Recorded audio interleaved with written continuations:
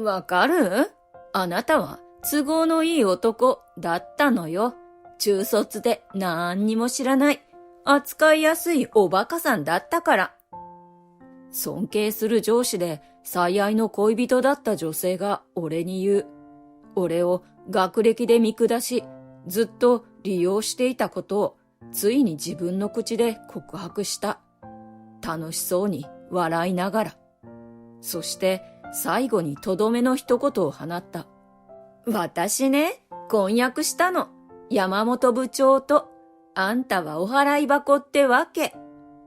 彼女がそう言うと、突然オフィスに入ってきた部長が言い放つ。お前はクビだ、小森。彼女につきまとった罪でな。え？仕事と恋人を一度に失った俺は人生のどん底を知る。けれど、だからこそ幸せは巡ってきた。俺が運命の出会いを果たすのは、ここからそう遠くない未来のことだ。そして彼女たちは破滅への道に進むのだった。君の学歴、履歴書の通り高校中退で合ってるのかな？面接官の口調には俺に対するあからさまな態度が滲んでいた。馬鹿にされた。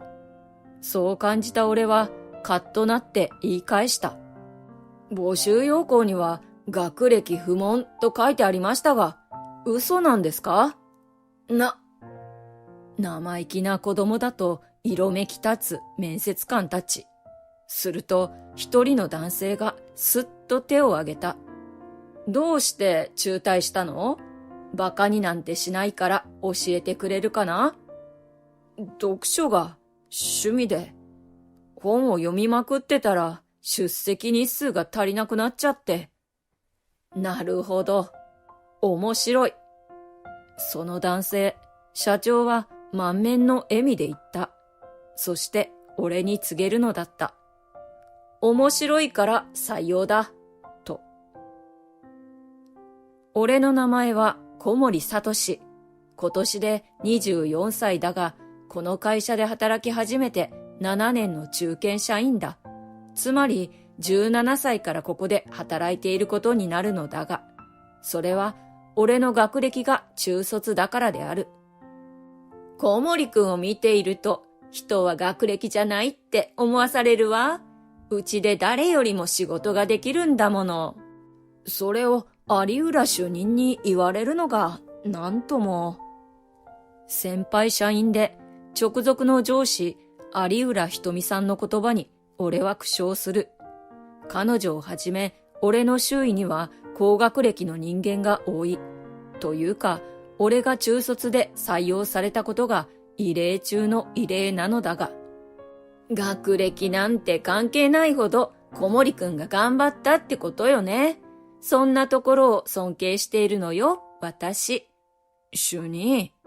そう、学歴で引け目を感じないほどの努力を俺は重ねてきたつもりだ。おかげで今や中卒がどうこうと揶揄する人間は社内にいない。仕事でも頼られるようになり、小森くんじゃないとダメだとまで言ってくれる取引先もいる。そして、ねえ、今日の夜はいつものお店で待ち合わせね。こっそりと有浦主任が俺の耳元で囁く。名門大学出身で頭脳明晰、将来の重役候補とも期待されるエリート美女。そんな6歳年上の彼女と俺は密かに仲を深めているのだった。了解、ひとみさん。もう、まだ会社なのに。2人だけの秘密のように彼女を下の名前で呼ぶ。するとくすぐったそうに笑うのが大人の女性なのに可愛らしい。彼女の方からアプローチされたのは俺が20歳になったばかりの頃だった。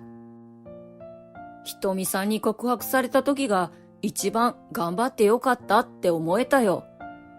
昔を懐かしみながら行きつけのバーでグラスを傾ける。仕事もお酒の飲み方もみんなひとみさんに教わったものだ。それくらい彼女は俺の人生で重要な人物なのだった。もう、何回も同じ話ばっかり。まだ若いのに、年寄り臭いぞ、サトシくん。カウンターで隣に座り、ひとみさんが怒ったような顔をする。照れている時の定番な仕草だ。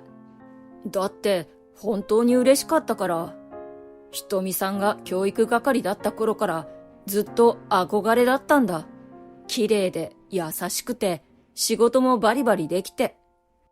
こんなおばさん、相手にされないって諦めてたけど、ふふ、やっぱり勇気を出してよかった。アルコールでほんのり頬を染めながら、ふんわりと笑うひとみさん。それがあまりにも綺麗で、俺も嬉しくなって、つい、今日の帰りにと計画していたサプライズを実行してしまった。ひとみさん、これ。受け取ってくれる？箱を開けると、ひとみさんは驚いたように目を見開いた。これ、私が欲しかったネックレス。遅くなってごめん。やっと買えたから。サトシくん。でも、この間だってバッグをくれたのに。むしろ、俺はもっともっとあげたいんだけど。給料を切り詰め、ひとみさんにプレゼントを送る。お金持ちでもハンサムでも、気が利くわけでもない俺にとって、それが最大の愛情表現だった。そして、ひとみさんの喜ぶ顔が好きだから。ひとみさん、俺、もっと頑張って昇進もするから、その時は、俺と結婚してください。そう言いかけたのを遮るように、ひとみさんは立ち上がった。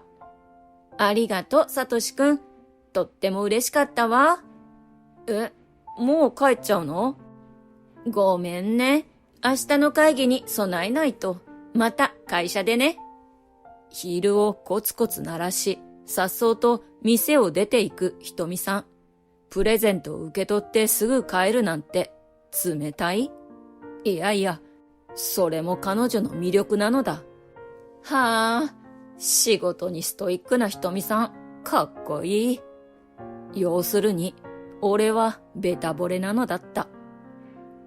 あんなに完璧な人が、俺の彼女だなんて幸せだな。だからこそ、想像もしていなかった。この幸せが終わってしまうなんて。やがて、ひとみさんは課長に昇進。すると、少しずつ彼女には変化が現れ始めた。ねえ、ひとみさん、今日の夜は、その呼び方、会社ではやめてって言ってるわよね。ごめんなさい。有浦課長。いつになったら覚えるんだか。あんまりイライラさせないでほしいわ。まず、俺への当たりが強くなった。以前は笑って許してくれたことも、大げさなくらいのため息と一緒に苛立ちをぶつけられるようになって、きっと課長になってストレスが溜まっているんだろう。そう思うことにしたのだが。ねえ、中卒くん、ちょっと。課長、俺のことですか？他に誰がいるの？呼んだら早く来なさいよ。仕事ができるわけでもないんだから。すみません。中卒、低学歴、会社のお荷物。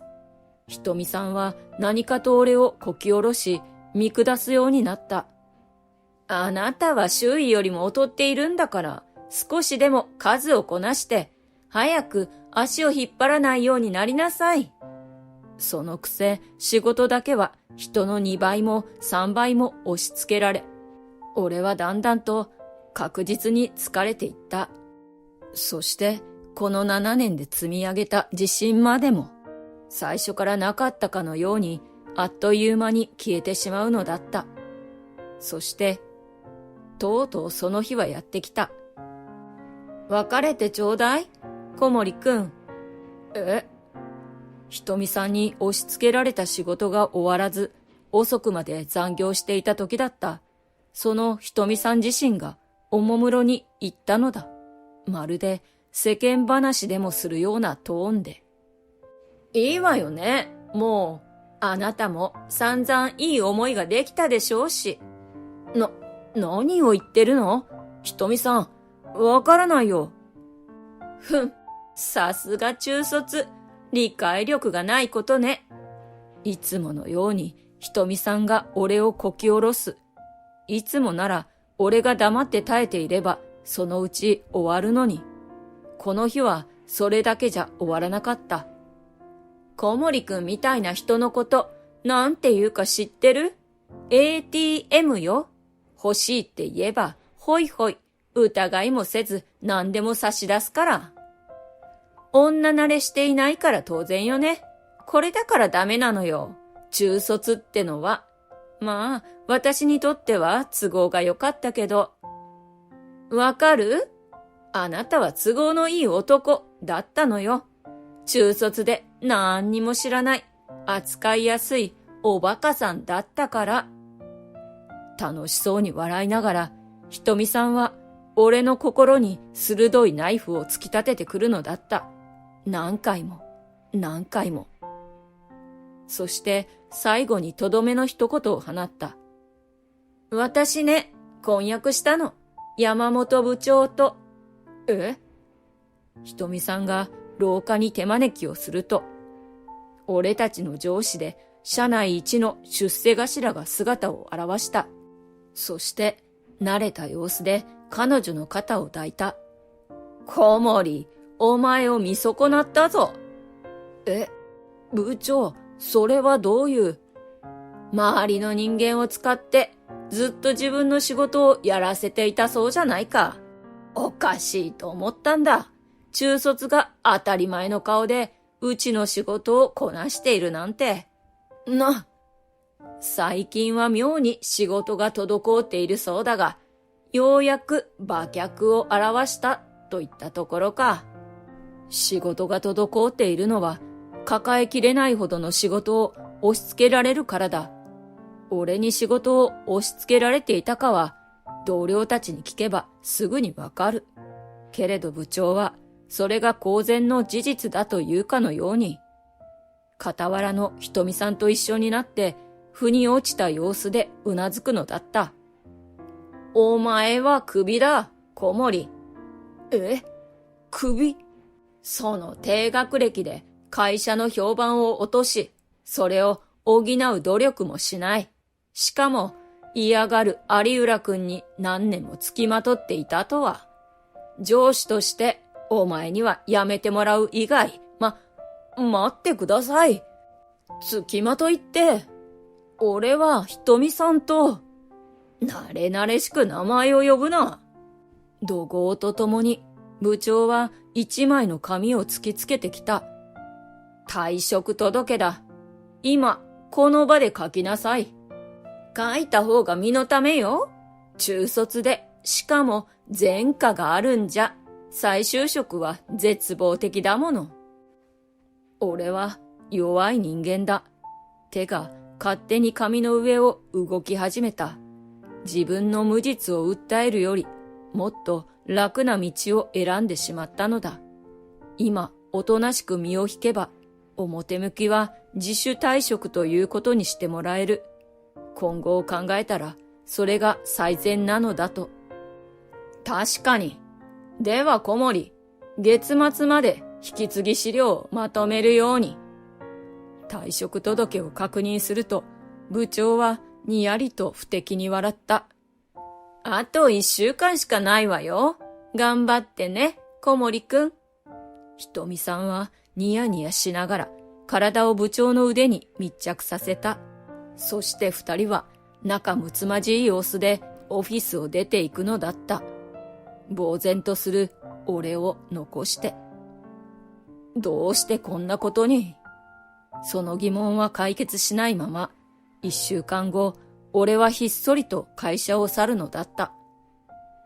恋人には手ひどく振られ、好きだった仕事も失って、俺はどん底に落ちた。その辛さを紛らわせるため、自然と足が向くのは、ひとみさんとよく通ったバーだった。いない。よな。やっぱり。つい彼女の姿を探してしまう。あんな目に遭わされたのに。俺はまだ彼女を忘れることができない。本気で結婚まで考えた女性だったから。はは、飲んでる場合でもないんだけどな。散々ひとみさんに尽くしたおかげで貯金はほとんどゼロ。もちろん学歴もなければ何か引いてたものがあるわけでもない。つまりお先真っ暗すぎて飲まなきゃやってられない。ああ、せめて高卒だったらひとみさんもって、そんなに変わりないか。カウンターの隅っこに座り自虐的に笑う。その時だった。大丈夫ですか？突然横から声をかけられて、そちらを向くと、まず目に入ったのはハンカチだった。よければ使ってください。こぼれてるので。本当だ。いつの間にか俺はウイスキーでシャツを濡らしていた。指摘されるまで気づいていなかったのだ。あはは、ありがとうございます。でも大丈夫です。ハンカチが汚れちゃうので。構いませんよ。おっとりと笑ってくれるのは見知らぬ女性。第一印象は美人だった。ひとみさんはクールさを感じさせる美人だったけど、彼女はもっとふわふわと温かい雰囲気の。あらら、ね、ハンカチを使って鼻をかんでもいいですから。鼻は、さすがに、そこまでは。思わず笑ってしまいながら、俺は泣いた。名前も知らない、初対面な女性の優しさが温かくて、同時に恋人だった女性の冷たさを思い出して。どうして、ひとみさん、どうして。辛いことがあったんですね。私でよければお話を聞かせてくれませんか？でも、そんな。名前も知らない人に申し訳ないです。おえつしながら断る俺に、彼女はにっこりと笑って告げた。私の名前は海野瀬名です。はい、これなら申し訳なくないでしょう。はは、優しいのになんて強引な人だろ。俺は苦笑して自分の名前も名乗った。そして涙の理由を彼女に明かすのだった。なんだか楽になりました。すみません。止まらなくなっちゃって。30分ほどほぼ一人で話し続けて、すっかり軽くなった気持ちで俺は感謝を伝えた。ボロボロと涙をこぼして号泣する海野さんに、ハンカチ、びしょびしょだ。どうしよう。もう一枚ありますから。あれ？なかった。とりあえず、洗ってきますね。トイレに向かいながら、改めて優しい人だな、と思う。俺の話を聞きながら、まるで我がことのように怒ったり、あんなに泣いたり。おかげで、こちらはすっかり涙が止まってしまった。まるで彼女が悲しさを丸ごと引き受けてくれたように。あれ？ハンカチを冷やして戻ると、すでに海野さんの姿はなかった。マスターによると、つい先ほど慌てて帰ったという。すっかり用事があるのを忘れていた、と。はは、そそっかしい人だな。また会えたら、その時にハンカチを返そう。それが希望になって、俺は再び前を向くことができた。そして少しずつ悲しみから立ち直っていくのだった。海野さんとはその後たびたびバーで会うようになった。まあ、今週からバイト？はい、なんとか受かったので、今月の家賃はなんとかなりそうです。おめでとうございます。それじゃあ今日はお祝いですね。今日のお代は私が、という申し出にせっかくなので甘えながら、俺の目は彼女の笑顔に釘付けだった。バイトを始めた一番の目的も、この店で彼女に会うためで、つまり俺は海野さんに惹かれ始めているのだ。本人は知る由もないだろうが。合間に就活もしているんですが、正直あまりうまくいってなくて。そうなんですか？小森さんは真面目なのに。やっぱり学歴がネックで。7年前でさえ中卒という学歴に難色を示された。今では面接を受けるどころか、高卒 OK の募集すら珍しいほどだ。そんな現実に俺は直面している最中なのだった。確かに私の会社でも学歴差別はありますね。有名な大学を出ている人ほど昇進を優先されやすい風潮が、同じくらいの実績を出しているにもかかわらずです。学歴も本人が頑張った結果だと分かってはいるんです。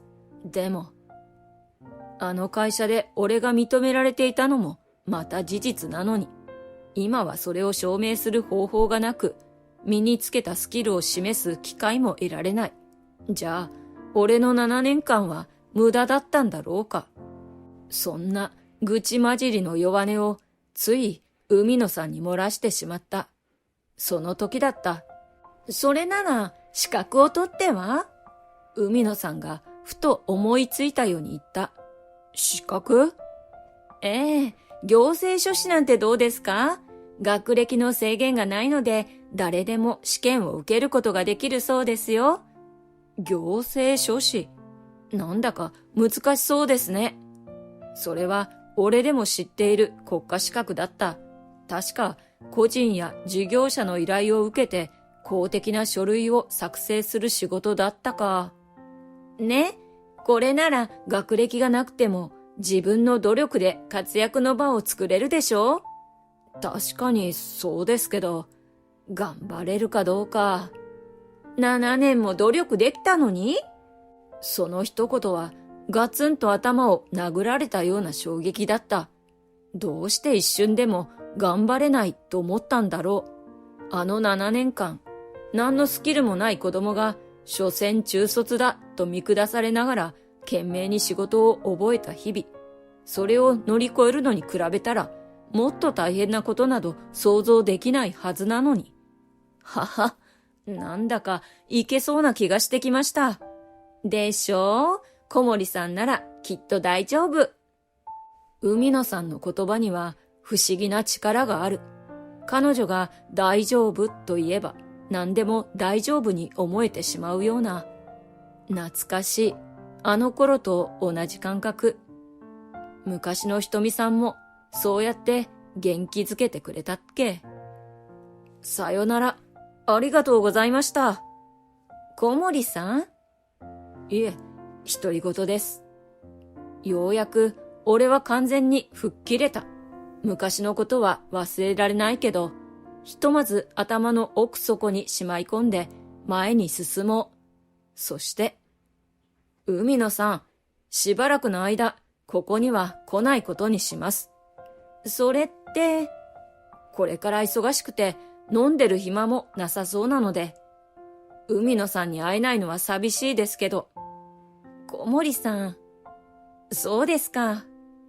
俺の決意を察して、海野さんは笑顔でうなずいてくれた。そして、頑張ってくださいね。と手が差し出される。私も寂しいので、合格したら絶対ここで会いましょうね。はい。固い握手を交わし、俺たちは別れた。けれど、彼女は知らないだろう。俺が密かにもう一つの決意をしたことを。行政書士の試験に合格したら、名前で呼んでもいいか聞こう。そして自分の思いを告白しようと。それからあっという間に半年以上が経って、俺は久々に海野さんと約束を交わしたバーを訪れた。ごめんなさい。実はまだ試験の結果が出ていないんですが、どうしても我慢できなくなってしまって、でも合格した自信はあるんです。会えた時の言い訳を考えながら胸を高鳴らせて、彼女がいますようにと祈りながらバーの扉を押した。そこで俺が見たものは、もう、そんなこと言うなら、もうご飯作ってあげないから。はは。扉からそっと離れ、そうだよな、とつぶやいた。彼女ほどの美人で性格も優しい女性がいつまでも一人でいるはずがない。恋人がいたって何もおかしくはないのだ。ハンサムだったな、隣の人。海野さんのご飯か。いいな。男性と笑い合う彼女は薄暗い店内でもわかるほど綺麗だった。それはきっとあの男性が隣にいたから。自分などではいけないのだ。お幸せに、セナさん。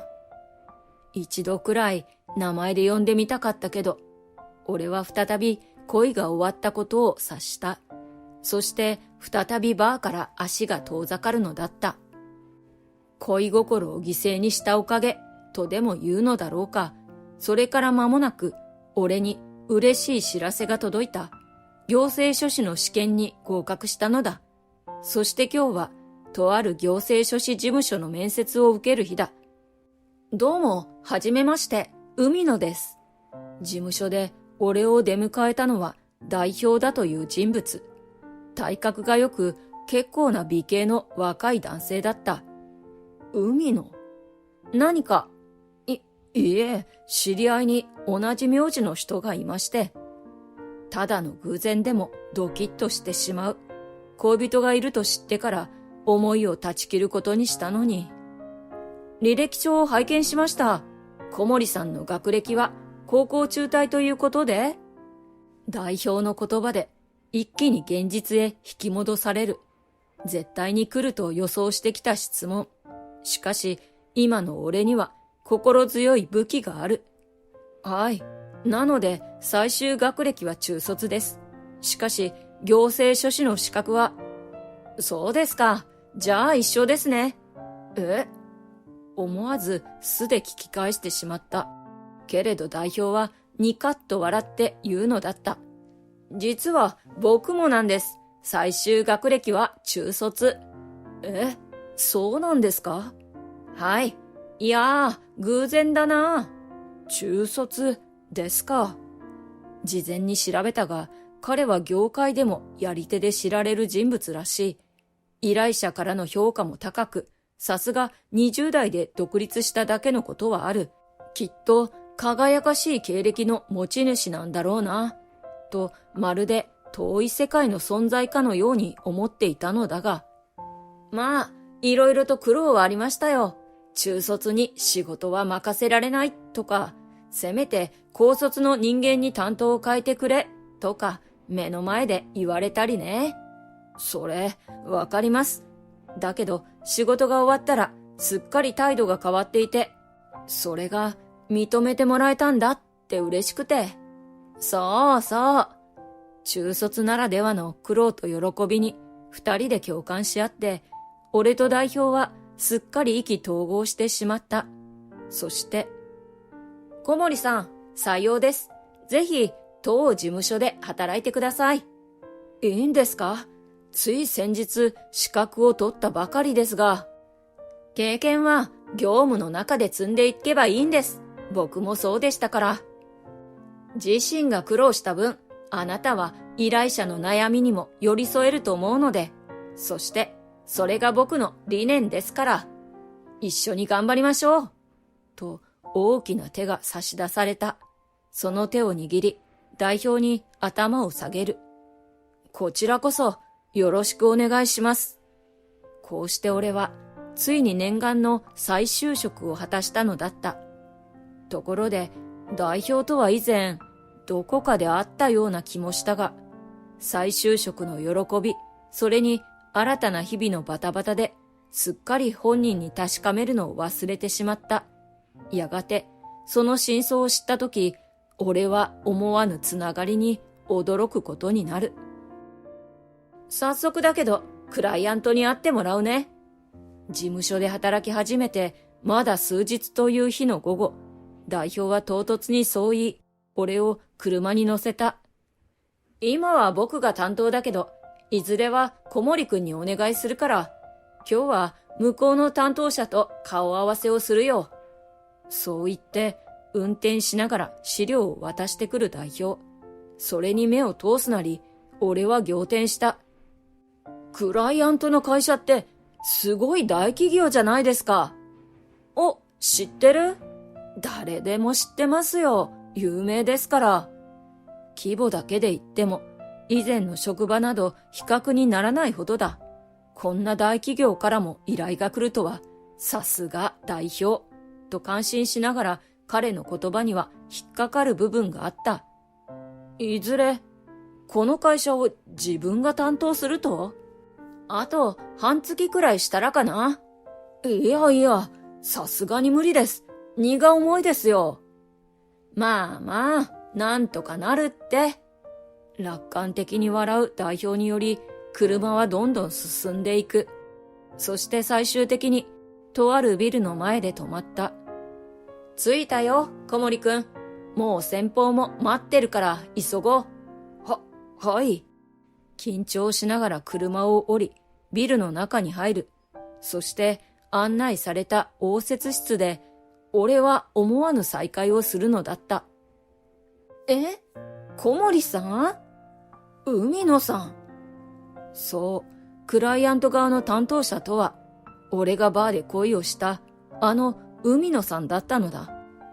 どうも、海野さん。彼は期待の新人、小森です。まだうちに入って日は浅いですが、将来性は抜群ですよ。砕けた調子で、代表が海野さんに俺を紹介する。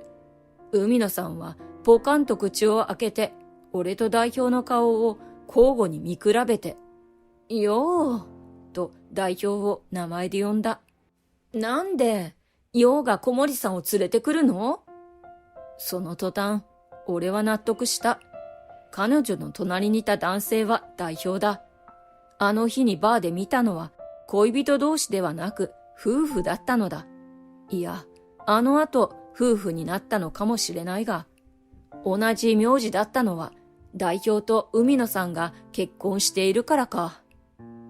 そっちが俺に泣きついてきたからだろ、姉さん。え？姉さん？そう呼ばれた海野さんは顔を赤くして慌て始めた。泣きついてなんか、ちょっと相談しただけでしょ？いやいや、泣いてたね。だから連れてきてやったんだぞ。感謝しろよな。それは、ありがとう。って、小森さんの前で。なぜか言い争いを始める二人。俺は話についていけず、つい海野さんばかり目で追っていた。相変わらず綺麗で、初めて見るスーツ姿もよく似合っている。小森くん、姉のセナです。この人がバーのお姉さんで間違いないかな？はい。代表の問いに俺も困惑しながらうなずく。すると彼はここに俺を連れてきたネタばらしをするのだった。君にこの会社を担当してもらいたいのは本当。だけど目的は他にもあって、ここにいる姉が君に会えなくて落ち込んでたからなんだ。え？こら、よー。怒る海野さんにも構わず、代表は応接室を出て行った。あとはお二人でどうぞ。二人きりになった途端、室内には気まずい空気が流れた。それを破ったのは海野さんだった。試験、合格されたんですね。おめでとうございます。どうも、おかげさまで。私は何も、小森さんが努力した結果です。一発合格なんて本当にすごいですね。海野さん、それでも俺は、合格できたのはあなたのおかげだと思っています。そう告げると、海野さんは目を丸くした。あなたが教えてくれなかったら、試験を受けることもなかったから。もし自分から試験を受けていても、あなたがいなかったら頑張れなかった。小森さん。一発で合格して早く会いたかったから。あなたが好きだからです、海野さん。恋人がいると知っても思いを断ち切ることはできなかった俺。こうして再会して、やはり彼女が好きだと再確認した。念のため確認ですが、代表とは本当に師弟ですよね。実は恋人同士とか。ないです。恋人なんていません、私。手をブンブンと振り、海野さんは俺の言葉を全力で否定した。恋人になれたらなって人はいましたが、私の方が5歳も年上みたいですし、やっぱり無理だったのかなって。その人は年齢差なんて気にしないと思いますよ。俺がそうつぶやくと、海野さんは顔を輝かせた。本当ですか？本人に聞いてみては？その人も海野さんに聞きたいことがあるそうなので。あなたのことを名前で呼んでもいいですか？そう尋ねると、彼女はみるみるうちに目を潤ませて、やがて、はい、と小さな声でうなずいた。私も、ずっと名前で呼びたいなって、いいよって言ってくれると思いますか？もちろん、あなたなら喜んで、セナさん。サトシさん。諦めかけた恋は、こうして意外な場所で実った。会えなかった時間を埋めるように、俺とセナさんは語り続けた。代表が戻ってきたのにも、しばらく気づかなかったほどに。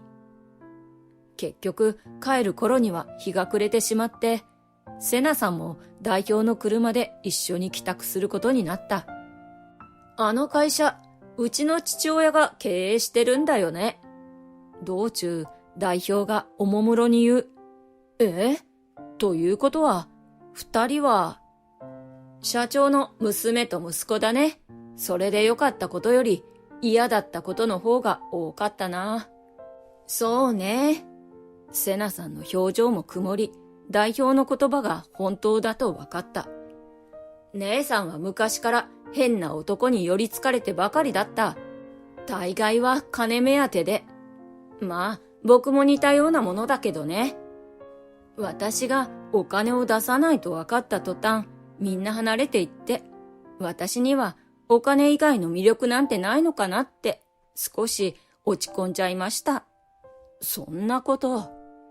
辛い恋愛を何度も経験した結果、セナさんは男性不信に、もう恋愛も結婚もせず仕事だけに生きていく、そう誓ったのだが、たった一人、サトシさんのことだけは信じられたんです。それが不思議で、なんとなくこの人となら幸せになれるかもって。なのに、行政書士の合格発表があっても、俺はバーに姿を現さなかった。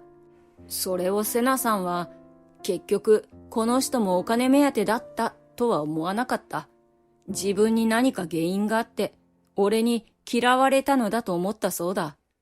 ひどいものだったよ。姉さんの落ち込みようは、自分が悪いんだ。何か気に障ることを言ってしまったんだってね。それは、すみませんでした、セナさん。俺は、バーから遠ざかっていた理由を説明した。セナさんに恋人ができて、自分は邪魔者だと思ったのだと。結局、それは俺の早とちりだったのだが。まあ、小森くんはバーに来なくて正解だったかもね。ある意味。もし来たら、僕がとっ捕まえてやろうと思ってたから。代表は恐ろしいことを言って、カラカラと笑った。姉との約束を破り、悲しませた男にガツンと言ってやるつもりだった。そのために仕事終わりは毎日バーで張り込みをしていた、と。だけど、小森くんにバーのお姉さんの話を聞いて、姉さんが言っていたバーの男の子の話と妙に共通点があると思ってさ。試しに二人を合わせてみたら、見事にすれ違っていたってわけだ。これで誤解は解けたよね、お二人さん。代表の言葉に、俺とセナさんは同時にうなずく。やっぱり、サトシさんを信じたのは正解でした。セナさんに魅力がないなんて、そんなのありえないですよ。俺は、あんなにもセナさんに会いたかったのに。ふふ、私もです。ねえ、適当なところで降ろすから、あとは二人きりでやってくれない？呆れたような声を出す代表。それがおかしくて、俺たちは声を上げて笑うのだった。やがて、車はとある場所で止まった。目の前には思い出深いあのバー。代表の粋な計らいだった。いっそ転職して仲人でもやろうかな。我ながら今回のキューピッド役は見事だったし。本当にありがとうございました、代表。あのようが人の恋を応援できるようになるなんて。お姉ちゃん、少し感動しちゃったわ。どういうことですか？セナさんによると、代表は子供の頃から非常に頭が良かったそうだ。それは授業が退屈すぎるという理由で不登校になり、高校にも行かなかったほど。頭が良すぎるせいで周囲との関係もうまくいかず、代表自身も他人に全く興味を示さない子供だったそうだ。僕もいろいろ経験して大人になったってことだよ。だから、そろそろ姉離れもしないとな。よー。苦労を間近で見ていたせいか、自分はセナさんに対して過保護だった。けれど、今後は少し距離を置くことにする。セナさんを信じて、その幸せを願って。代表はそんな決意を明かすのだった。そして、俺にもまっすぐ顔を向けた。今だけは、サトシさんと呼ばせてほしいと言って。サトシさん、姉をよろしく頼みます。はい、もちろんです。もし泣かせるようなことがあれば、今度こそ飛んで行ってとっ捕まえますから。はは、ぜひそうしてください。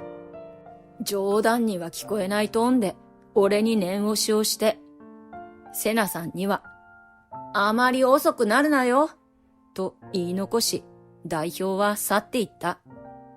もう、そういうところが過保護なのよ。優しい弟さんじゃないですか。セナさんとそっくりです。そうなんです。セナさんが優しい表情で微笑む。そうだったのか。大切な家族を思う時が彼女の一番綺麗な瞬間なんだ。俺が見惚れていると、セナさんはいきなり真面目な顔をした。サトシさん、一つ聞いてほしいことがあります。聞いてほしいこと？はい。気持ちを整えるように大きく深呼吸をして、セナさんは俺に切り出した。私は男性が怖いです。と。そのせいで今までは男性を避けることしかできませんでした。どうせ傷つけられるだろうとまともに向き合うこともせず、親切にしてくれる人にさえ疑いの目を向けて。だけどこれからはきちんと向き合いたい。たくさんの人と関わって自分にも魅力があるって自信をつけたいです。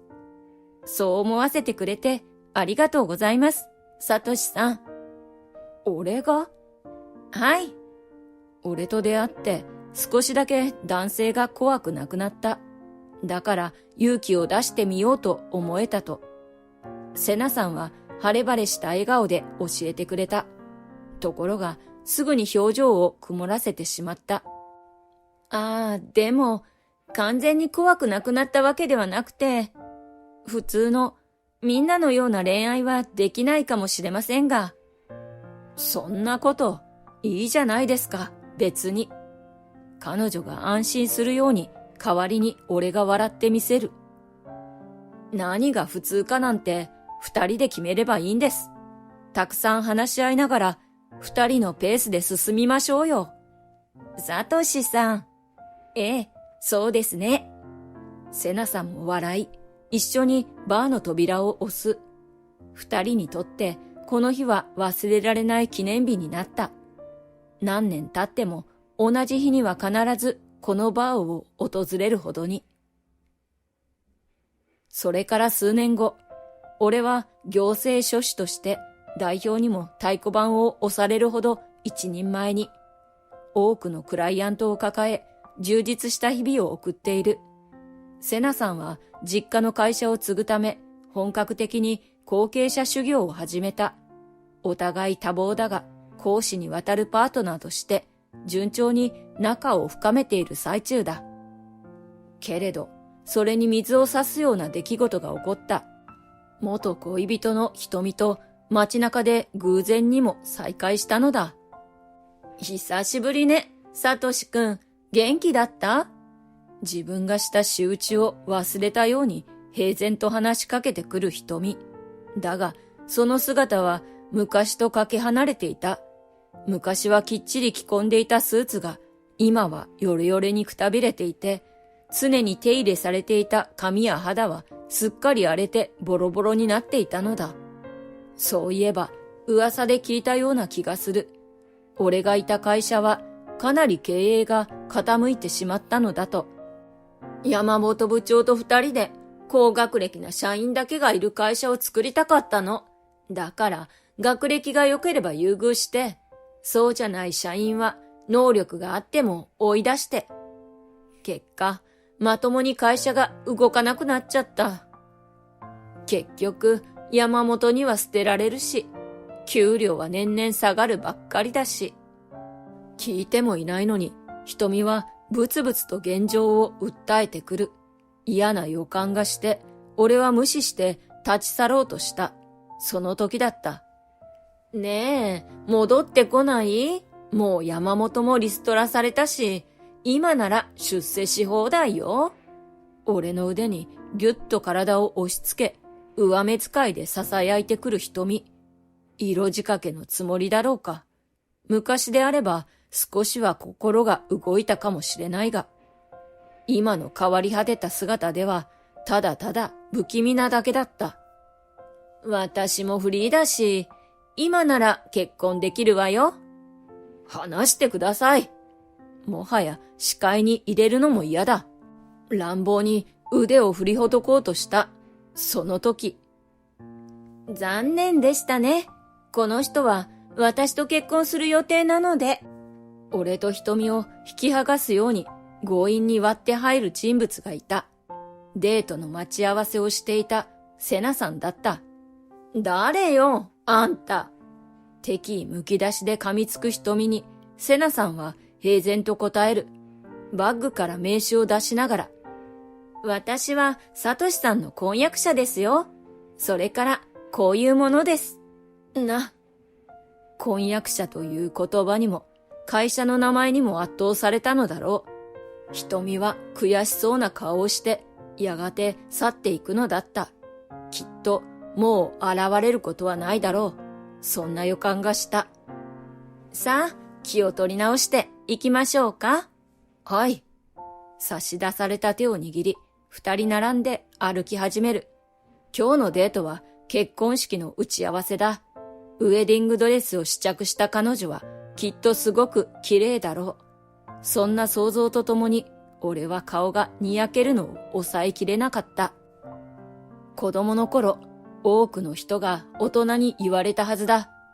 誰かが困っていたら優しくしてあげましょうと。しかし、それを本当に実行できる人は果たしてどれくらいいるだろうか。俺をどん底から救ってくれた人はそれができる人だった。自身が傷つけられた経験を持ち、人を信じられなくなっていたのに。それでも優しさを忘れなかった彼女こそ、真に強い人と呼べるんじゃないだろうか。そんな彼女への尊敬を忘れず、俺は共に人生を歩んでいきたいと思っている。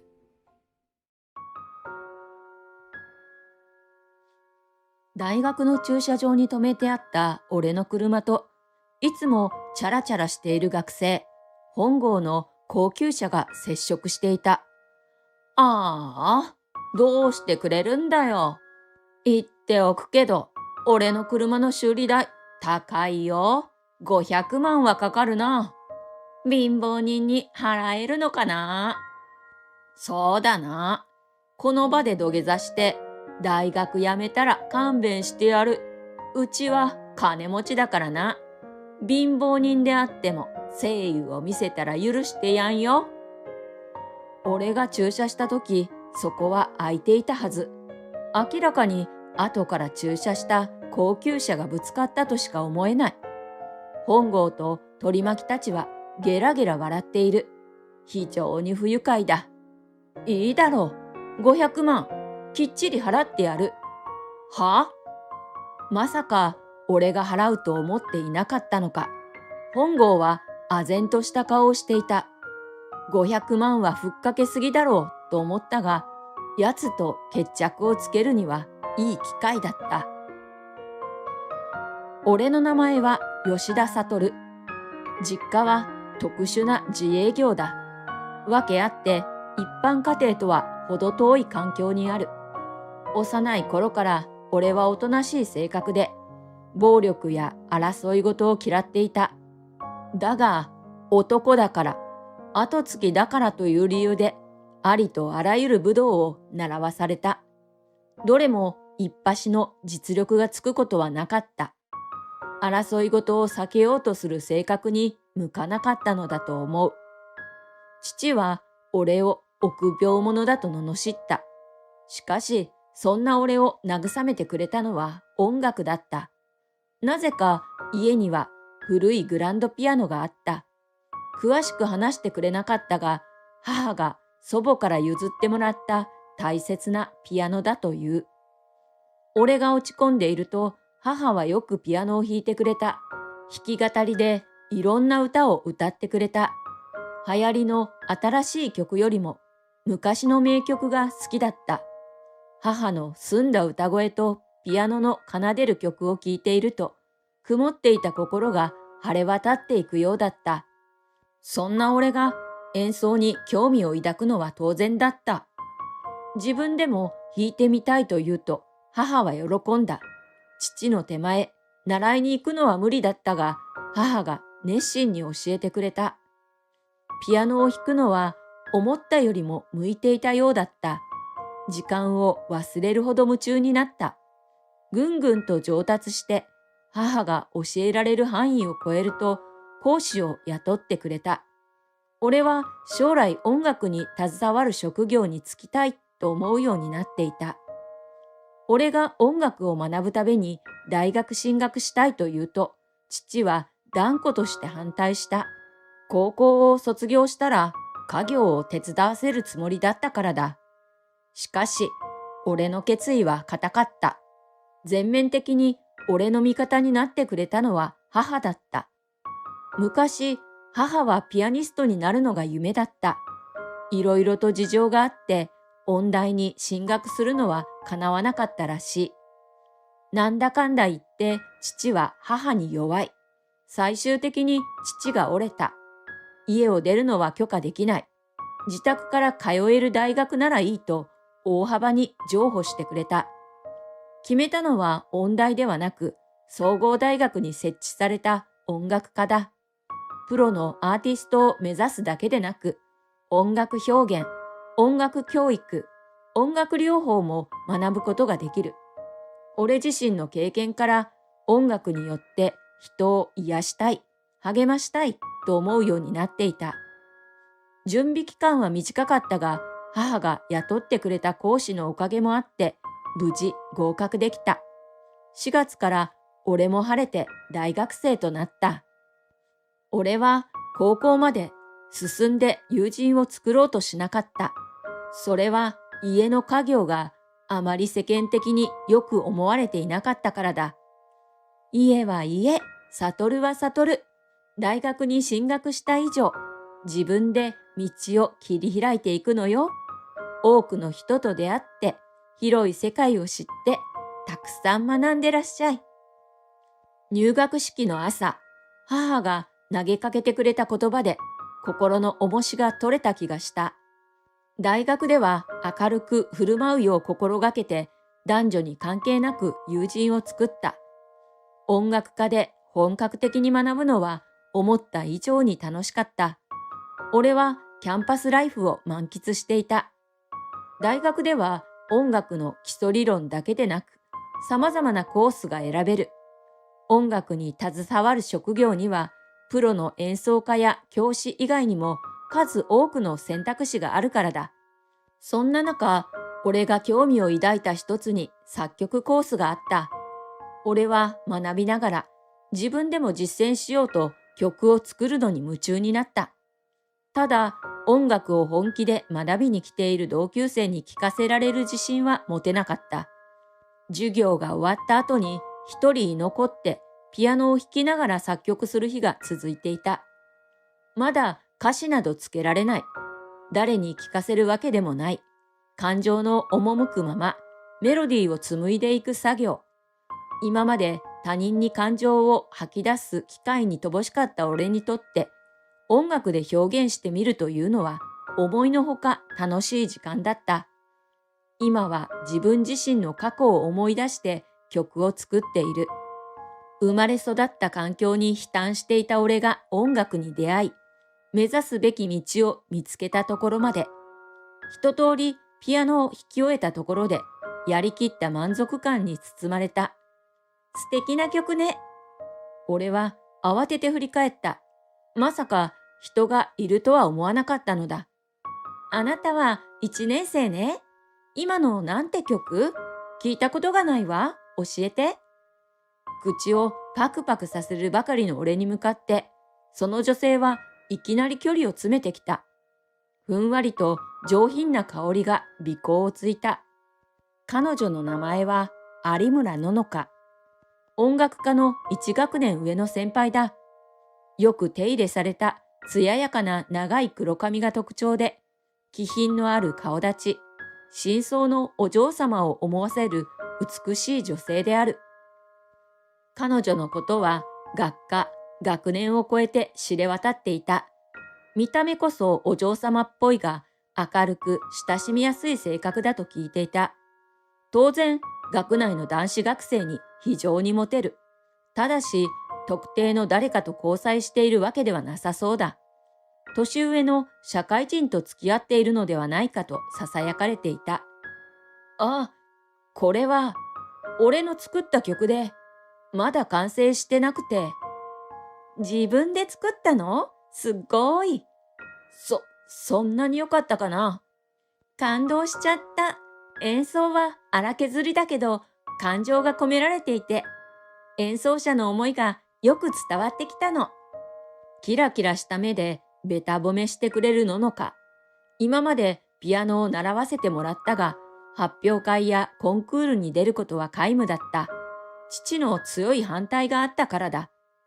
だから、そんなに褒められたことなんてなくて、嬉しく思う前に当惑してしまう。ののか曰く、忘れ物を取りに来たら、ピアノの音が聞こえてきたので、しばらく中に入らず、廊下で聴いていてくれたらしい。ねえ、他に作った曲ある？もっと聞かせて。人に聞かせられるような立派な曲じゃない。ましてや、相手は先輩だ。俺は気遅れしていたが、強くせがまれた。仕方なく、いくつか出来の良い曲だけ披露した。聞き終えたののかは褒めるだけでなく、いくつもアドバイスをくれた。すごくありがたかった。演奏家目線のアドバイスは新鮮でためになった。気がつけば2時間くらい経っていて、あたりは暗くなっていた。大変、アルバイトに遅刻しちゃう。慌てるののかとなし崩しに駅まで帰ることになった。その日以来、授業の終わるタイミングが合う曜日は、ののかとピアノのある音楽室で待ち合わせる習慣となった。なぜだか、ののかにそう決められた。ののかのピアノ演奏を聴かせてもらったこともある。技巧の高さに言葉も出ず、ただ圧倒された。聞くところによると、3歳からピアノを始めて以来、コンクールで入賞したことが何度もあるという。絶対音感の持ち主で、どんなに難易度の高い曲でも完璧に弾くことはできる。しかし、創作の才能は持ち合わせていなかった。だからこそ、曲を作れる人には尊敬の念を抱く。偶然耳にした俺の曲が彼女の琴線に触れたらしい。思わず話しかけずにいられなかったということだ。俺の演奏を聞いてアドバイスをするだけでなく、ののかに弾いてもらうこともあった。ピアノ以外にいろいろと演奏できるののかとセッションをすることもあった。ののかのアルバイトがない日は時間を忘れて二人で過ごした。帰りも一緒になってカフェに寄ってお茶したり食事するようになった。俺は確実にののかに惹かれていたし、ののかも俺と過ごす時間を楽しんでいたようだ。知り合って3ヶ月経つ頃には別れを惜しむようになっていた。どちらかが言い出したわけでもなく、俺たちは先輩後輩の枠を超えて恋人となった。ここで一つ問題があった。俺の外見はいわゆる陰キャだったために何度かカツアゲされたことがある。それをよく思わなかった父は迎えをよこすようになったのだ。心配性の母までが賛成したものだから俺には断れなかった。付き合うようになってからもののかとは駅までしか一緒に行けない。一緒に電車に乗ろうと誘われても俺は言葉を濁して見送るしかなかった。迎えに来られるのが嫌だった俺は検討した結果、自ら車を持ち運転することにした。大学まで車で通えば、ののかを自宅まで送ることができる。一石二鳥だ。問題は費用だ。友達付き合いに乏しかった俺には、子供の頃から積み立てていたお金がそれなりにある。自分の貯金に加えて、母にも相談して半分出してもらい、中古のコンパクトカーを購入した。車に乗れるようになると、ののかとの行動範囲が広がる。俺たちの交際は順調で、休日にはコンサートや自然公園にも出かけるようになった。いつも送ってくれてありがとう。どういたしまして。ののかお嬢様を隣に乗せて車を走らせるのは光栄の極み。ののかの自宅前に到着したが、別れを惜しんで会話を楽しむ。最初は年上の美人ということで遠慮があったが、最近は軽口を言えるくらいになった。小さい頃は本当にお嬢様と呼ばれたことがあったけどね。ののかは少し寂しげに微笑んだ。彼女の実家は由緒正しき家柄だ。彼女の気品の良さは生まれ持ってのものらしい。ただしバブルが弾けたのをきっかけに事業が傾いていった。社長であった祖父は事業を立て直すこともできず、失意のうちに亡くなった。後を継いだ父も長年の辛労がたたったのか、入院してしまったという。決して裕福とは言えない暮らしだったが、ののかは音楽に携わる仕事に就くのが夢だった。学費こそ出してもらったものの、自分の小遣いくらいは稼ごうと、レストランでピアノを弾くアルバイトをしている。今度、サトルくんの家にも行きたいな。ご両親に挨拶をさせてほしいの。あ、ごめん。うちは。ごめんね。誰にでも言いにくいことあるよね。俺は未だに家業を言えずにいる。ののかは俺が言い出せるようになるまで待っていてくれる。情けない。ののかと別れた後、帰り道を運転しながら俺は自重した。俺とののかが交際していることはすぐ学校内で広まった。ただでさえののかは注目を集めていたからだ。祝福してくれる人もいたが、やっかむ人もかなりいた。ほとんどはののかに思いを寄せていた男たちだ。そんな中、たちが悪い男が一人いた。ののかと同じ学年の本郷義和である。いつも取り巻きを連れて偉そうにしているから目立っていた。一年の時から言い寄っていたが、ののかは相手にしていなかった。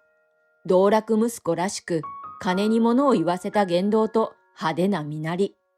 俺と付き合えば贅沢させてやるぜ、という態度が見え見えだった。アルバイト先にも来るなど、しつこく付きまとったものだから、ののかは心から嫌がっていた。そんな本郷が俺たちの交際を知り、大層憤慨して、俺のことを悪しく言っていることは耳に入っていた。ある日のこと、俺とののかは学食で昼食をとりながら喋っていた。俺たちの話題のほとんどは音楽に関することだ。おしゃべりに夢中になると周りが見えなくなってしまうほどだった。だから本郷がののかに近寄るまで気がつかなかった。本郷は俺の存在を無視するように横からののかに話しかけた。ののかがむっとしたのは明らかだった。サトルくん、行こう。すでに食事は終えている。二人で邪魔の入らないところに行くつもりだ。おいおい、ちょっと待てよ。せっかく俺が話しかけてやってんだぜ。立ち上がったののかの腕をつかもうと手を伸ばす本郷。本人が嫌がっているのに諦めようとしない本郷への嫌悪が湧いた。その瞬間、俺は腰を浮かすのと同時に本郷の手を押さえていた。なんだてめえ、俺様を誰だと思ってる。俺は本郷の手を掴んだまま立ち上がる。ののかをかばうように前に出た。本郷は凄んでいるつもりらしかったが、不思議と怖くなかった。家に出入りする男たちと比べたら、ただのガキだ。俺は昔教わった通りに体が動いてしまったことに、自分でも驚いていた。もうやめろよ。ののかが嫌がってるだろう。声が震えていたが、よく言えたものだと思う。覚えてろよ。本郷は手を痛そうにさすっていたが、俺を肉々しげに睨むと、そう言い捨てて去っていった。サトルくん、どうもありがとう。大丈夫だった？うん。俺は後になって心臓がバクバクして手汗がじっとりとしてくるのだった。しかしその場は収まったが、しばらくして本郷と取り巻きによる俺への嫌がらせが始まった。陰口を叩いて悪い噂を流しているようだ。もともとぼっちに慣れている俺にはあまり影響なかったが、ただののかへのつきまといだけが心配だった。本郷から俺が嫌がらせを受けていると知れると味方が増えた。以前からやりたい放題な本郷を苦々しく思っていた学生が男女問わずいたようだ。去年、ののかと少し親しくしていた同学年の男子がいた。別に付き合っていたわけじゃない。授業について話し合っていたとか、冗談を言って笑っていたとか、よくある話だ。しかし、本郷は気に食わなかったようで、嫌がらせがエスカレートしたらしい。結局、その男子は大学を辞めてしまった。あいつがこのまま黙っているとは思えないの。ののかをはじめとして周りからは本気で心配された。その日もいつものようにののかと帰るところだった。本郷のつきまといが心配なので、授業の終わる時間に関係なく帰りはいつも送ることにしている。車に近づいた時だった。本郷と取り巻きがいてニヤニヤしているのに気づいた。俺は嫌な予感がした。俺の車の後部といかにも高級そうなセダンのフロントバンパーが接触していた。俺が駐車した時、そこは空いていたはず。明らかに後から駐車したセダンが前に寄りすぎてぶつかったとしか思えない。ああ、どうしてくれるんだよ。下手なくせに車乗るからですよね。陰キャのくせして生意気だよな。あなたの車が後からぶつけたのじゃなくて？ののかが当然のツッコミを入れるが、本郷は心外だと言わんばかりに肩をすくめた。はあ？どこにそんな証拠が？言っておくけど、俺の車の修理代高いよ。ざっと見て500万はかかるな。500万？本郷さんの愛車特別仕様っすからね。貧乏人に払えるのかな。ふざけないでよ。そっちからぶつかっておいて、500万も請求するっておかしいわよ。ああ、実際に俺の車が傷ついてるんだから、修理代払ってもらわないとな。ああ、払えねえって言うなら、そうだな。この場で土下座して、大学辞めたら勘弁してやる。うちは金持ちだからな。貧乏人であっても誠意を見せたら許してやんよ。俺って優しい。本郷と取り巻きたちはゲラゲラ笑っている。非常に不愉快だ。ののかもカチンときたようだ。こんな脅しに屈することないわ。警察を呼びましょう。てめえ、人が下手に出ているからっていい気になるなよ。俺様がその気になれば、こんな陰キャは潰して、お前を力ずくで物にするくらいわけないんだぜ。俺は怯えるののかの盾になるよう前に出た。俺の心の中で怒りが渦巻いていた。こいつはあからさまにののかを脅迫した。もう我慢の限界だった。いいだろう。500万きっちり払ってやる。は？まさか俺が払うと思っていなかったのか。本郷は唖然とした顔をしていた。それも当然。普通に考えれば学生が払える金額ではない。これからうちに来い。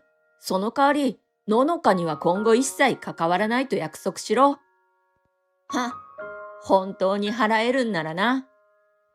強がる本郷を横目に、俺はののかを伴って車に乗った。乗る前に確認したが、接触した箇所にへこみは見られない。本当に傷つけるつもりはなかったのかもしれない。500万はふっかけすぎだろうと思ったが、奴と決着をつけるにはいい機会だった。俺は震えるののかの肩を抱いて助手席に乗せた。ののかを一人にはさせられない。運転前に家に電話をかけた。ちょうど父がいたので事情を説明した。父に言えば500万は現金で用意してくれるだろう。働いて必ず返すつもりだった。ののかは覚悟を決めた俺を気遣ったようで声をかけてこなかった。運転しながら思った。家のことがバレれば、ののかとの関係は終わるだろうと。それでも本郷が一切関わらなくなれば、彼女の心配事がなくなる。それでいいんだ。家の前に到着したとき、いつもと様子が違うことに気づいた。門の前にはサングラスに黒スーツ姿の大男が2人立っている。屋敷の中にも堅穏な雰囲気を漂わせた男たちが見回っている。やりすぎだ。俺はハンドルに突っ伏した。え？ここって？今まで黙っていてごめん。ここが俺の実家なんだ。ののかは心配いらないよ。少し顔を青ざめさせたののかを安心させるように、俺は優しく言った。出迎えた母にののかを預けた。女性同士の方が来やすいだろうと思ったからだ。本郷たちは車を降りるなり、黒服の男たちに囲まれた。俺の父はこの辺りを取り仕切る桜田組、ヤクザの組長をしている。本郷たちは本物を見たことがなかったんだろう。完全にビビっている様子だった。奥の座敷、なぜか着流しを着用している父と俺が並んで座り、長い座卓を挟んで本郷と取り巻きたちが正座させられている。その周囲をこわもての男たちが囲んでいた。座卓の上には札束が積まれている。数えなくてもわかる。500万だ。うちの息子が迷惑かけたみたいだな。ここに500万ある。持っていけ。父が重々しく口を開いた。金を払う立場の態度ではない。腕を組み、ギョロ目で本郷を睨んでいる。完全に威圧している態度だ。本郷たちは雰囲気に飲まれてしまっているのか。さっきから言葉も出せず、ブルブル震えている。どうした？いらないのか？大切な車の修理にかかるのだろう？本郷は首を小さく横に振るだけで何も答えない。バン！なんとか言えや。ひい！父が怒号とともに座卓を叩いた瞬間、本郷たちは悲鳴を上げた。ごめんなさい。お金はいりません。本当は、脅しのつもりでふっかけただけで、勘弁してください。脅しで500万だ。ガキが随分と舐めた真似してくれたじゃねえか。完全に怯えてしまっている本郷たちを見ながら、俺は笑いそうになるのをこらえていた。父は時代がかったヤクザの親分のつもりで演技している。それでも本郷たちにとっては心底肝が冷えたようだ。話が済んだ後、本郷たちは黒服の男たちに連れて行かれた。相手は片木の学生だから暴力を振るうわけではない。もうちょっとビビらせてから帰らせるのだろう。父さん、今日はありがとう。二人きりとなった座敷で、俺は父に向かい頭を下げた。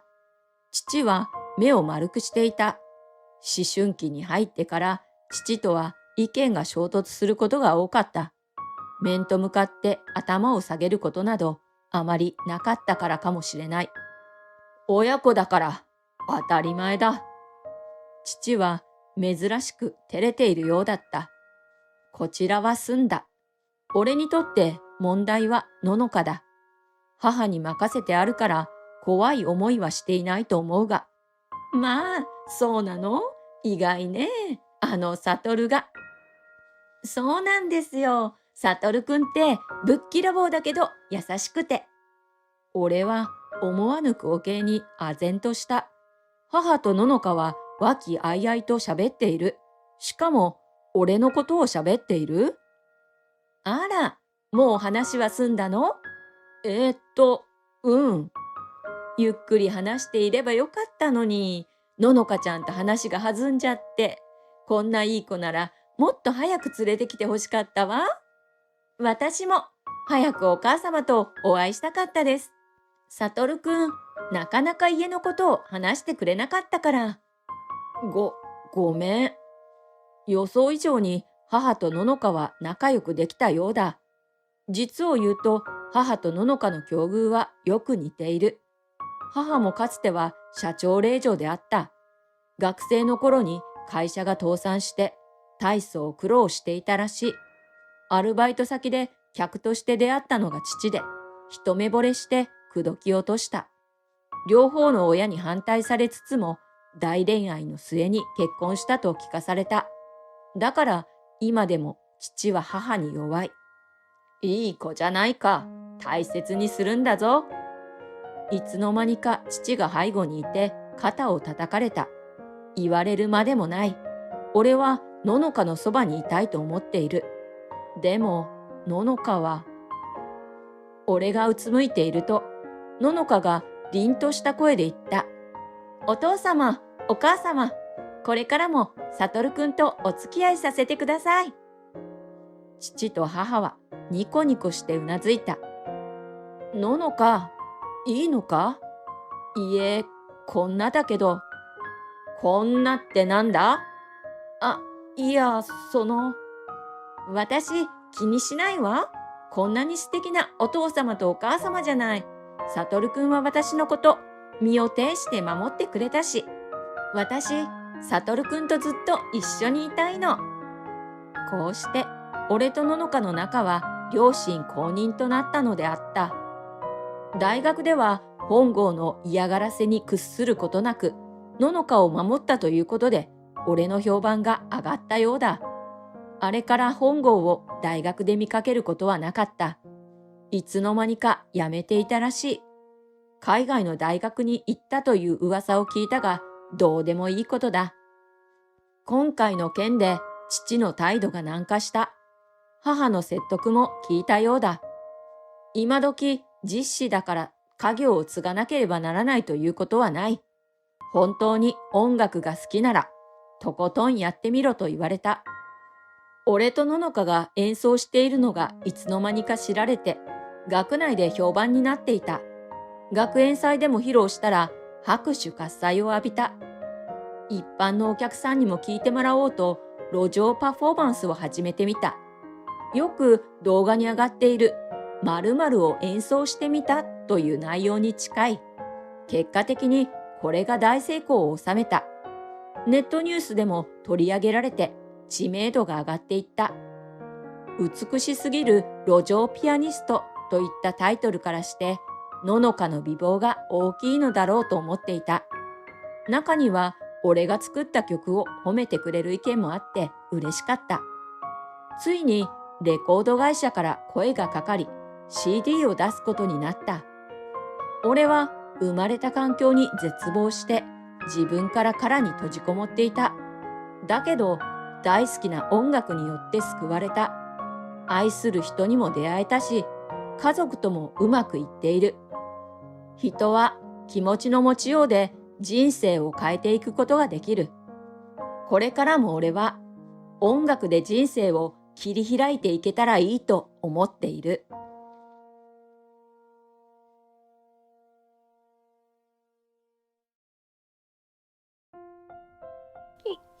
やめてください。そんなに引っ張られたら。静かな図書館での話し方に慣れているのだろうか。彼女は焦りながらも叫んだりはしなかった。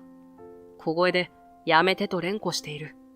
俺もまた焦りながらも、今は彼女のあられもない格好をどうするかで頭がいっぱいだった。両手が塞がり、彼女は動けないので、状況はどんどん悪くなる。このままではいつか人が通るかもしれない。俺は腹をくくり、彼女のあらわになった細い腰に手を伸ばした。俺の名前は月島てる。都心部の大手ホテルでパン職人として働いている。一泊の値段なんて、働いている俺でも目が飛び出るような高級ホテルだ。たくさんの職人と共に働き、こだわりのパンを提供している。かなりの体力仕事でもあるが、もともとパン職人を目指していた俺にとっては、高ステータスな職場だ。ここでやっていくんだ、との見習いの頃の決意を忘れないようにし、俺はその日も工房へ向かった。仕事に入る前に軽くストレッチをしていると、突然主任から声をかけられた。月島くん、おはよう。少しいいかい？主任、珍しいですね。工房に来るなんて。ああ、まあ、来てくれ。主任は滅多なことがなければ、工房に顔を出すことはないのだが、顔を出した時はいつも笑顔の主任が、見たこともないような顔で、眉間にシワを寄せていた。俺はスタッフ専用のミーティングルームへ通された。ここに上司と来るなんて、いいことか悪いことを伝える時しかない。俺は少しみんなの間で噂になっていたことを思い出しながら席に着いた。そして主任から伝えられたことは後者の内容だった。解雇ですか？私が。ああ、悪いが、本日付でだ。全く理解が追いつかなかったが、もしや例の噂が関係しているのかと思い、一呼吸置いて主任へ投げかけた。もしかして例の買収話が関係しているんですか？主任は少し目を見開いて俺を見たが、淡々と答えた。ああ、うちのホテルのパン部門は、Kブレッドの傘下に入ることになった。ハイクラスな方面にも進出していくようでな。ここに白羽の矢が立ったというわけだ。でも、それと私との解雇がどう関係しているんですか？他にも誰か解雇されるんですか？俺の質問に、主任の眉間のシワはさらに厳しくなった。解雇は月島くんだけだ。自社の製造機を入れたいから、一人は解雇したいと言われてね。これでも反対はしたんだ。だが、向こうの社長が職人の資料を見て、一番新人の君を切ると早々に決めてしまってな。申し訳ない。主任はそう言うと、立ち上がり、俺に頭を下げた。俺は確かに、職歴で言うと一番下だが、昨日今日入ったわけじゃない。理不尽への怒りと、納得のいかなさに拳を握りしめていたが、買収された側なのに抗おうとし、今俺に頭を下げている主任へ、その気持ちをぶつけることは俺にはできなかった。頭を上げてください。わかりました。今までお世話になりました。月島くん。こうして、俺のパン職人としての人生は幕を閉じた。地元へ急遽帰らないといけなくなったという、デタラメの理由をでっち上げ、先輩方に挨拶をし、職場を後にした。その後の1ヶ月ほどは、ほとんど記憶がない。買い物には行っていたが、パンコーナーは絶対に通らなかった。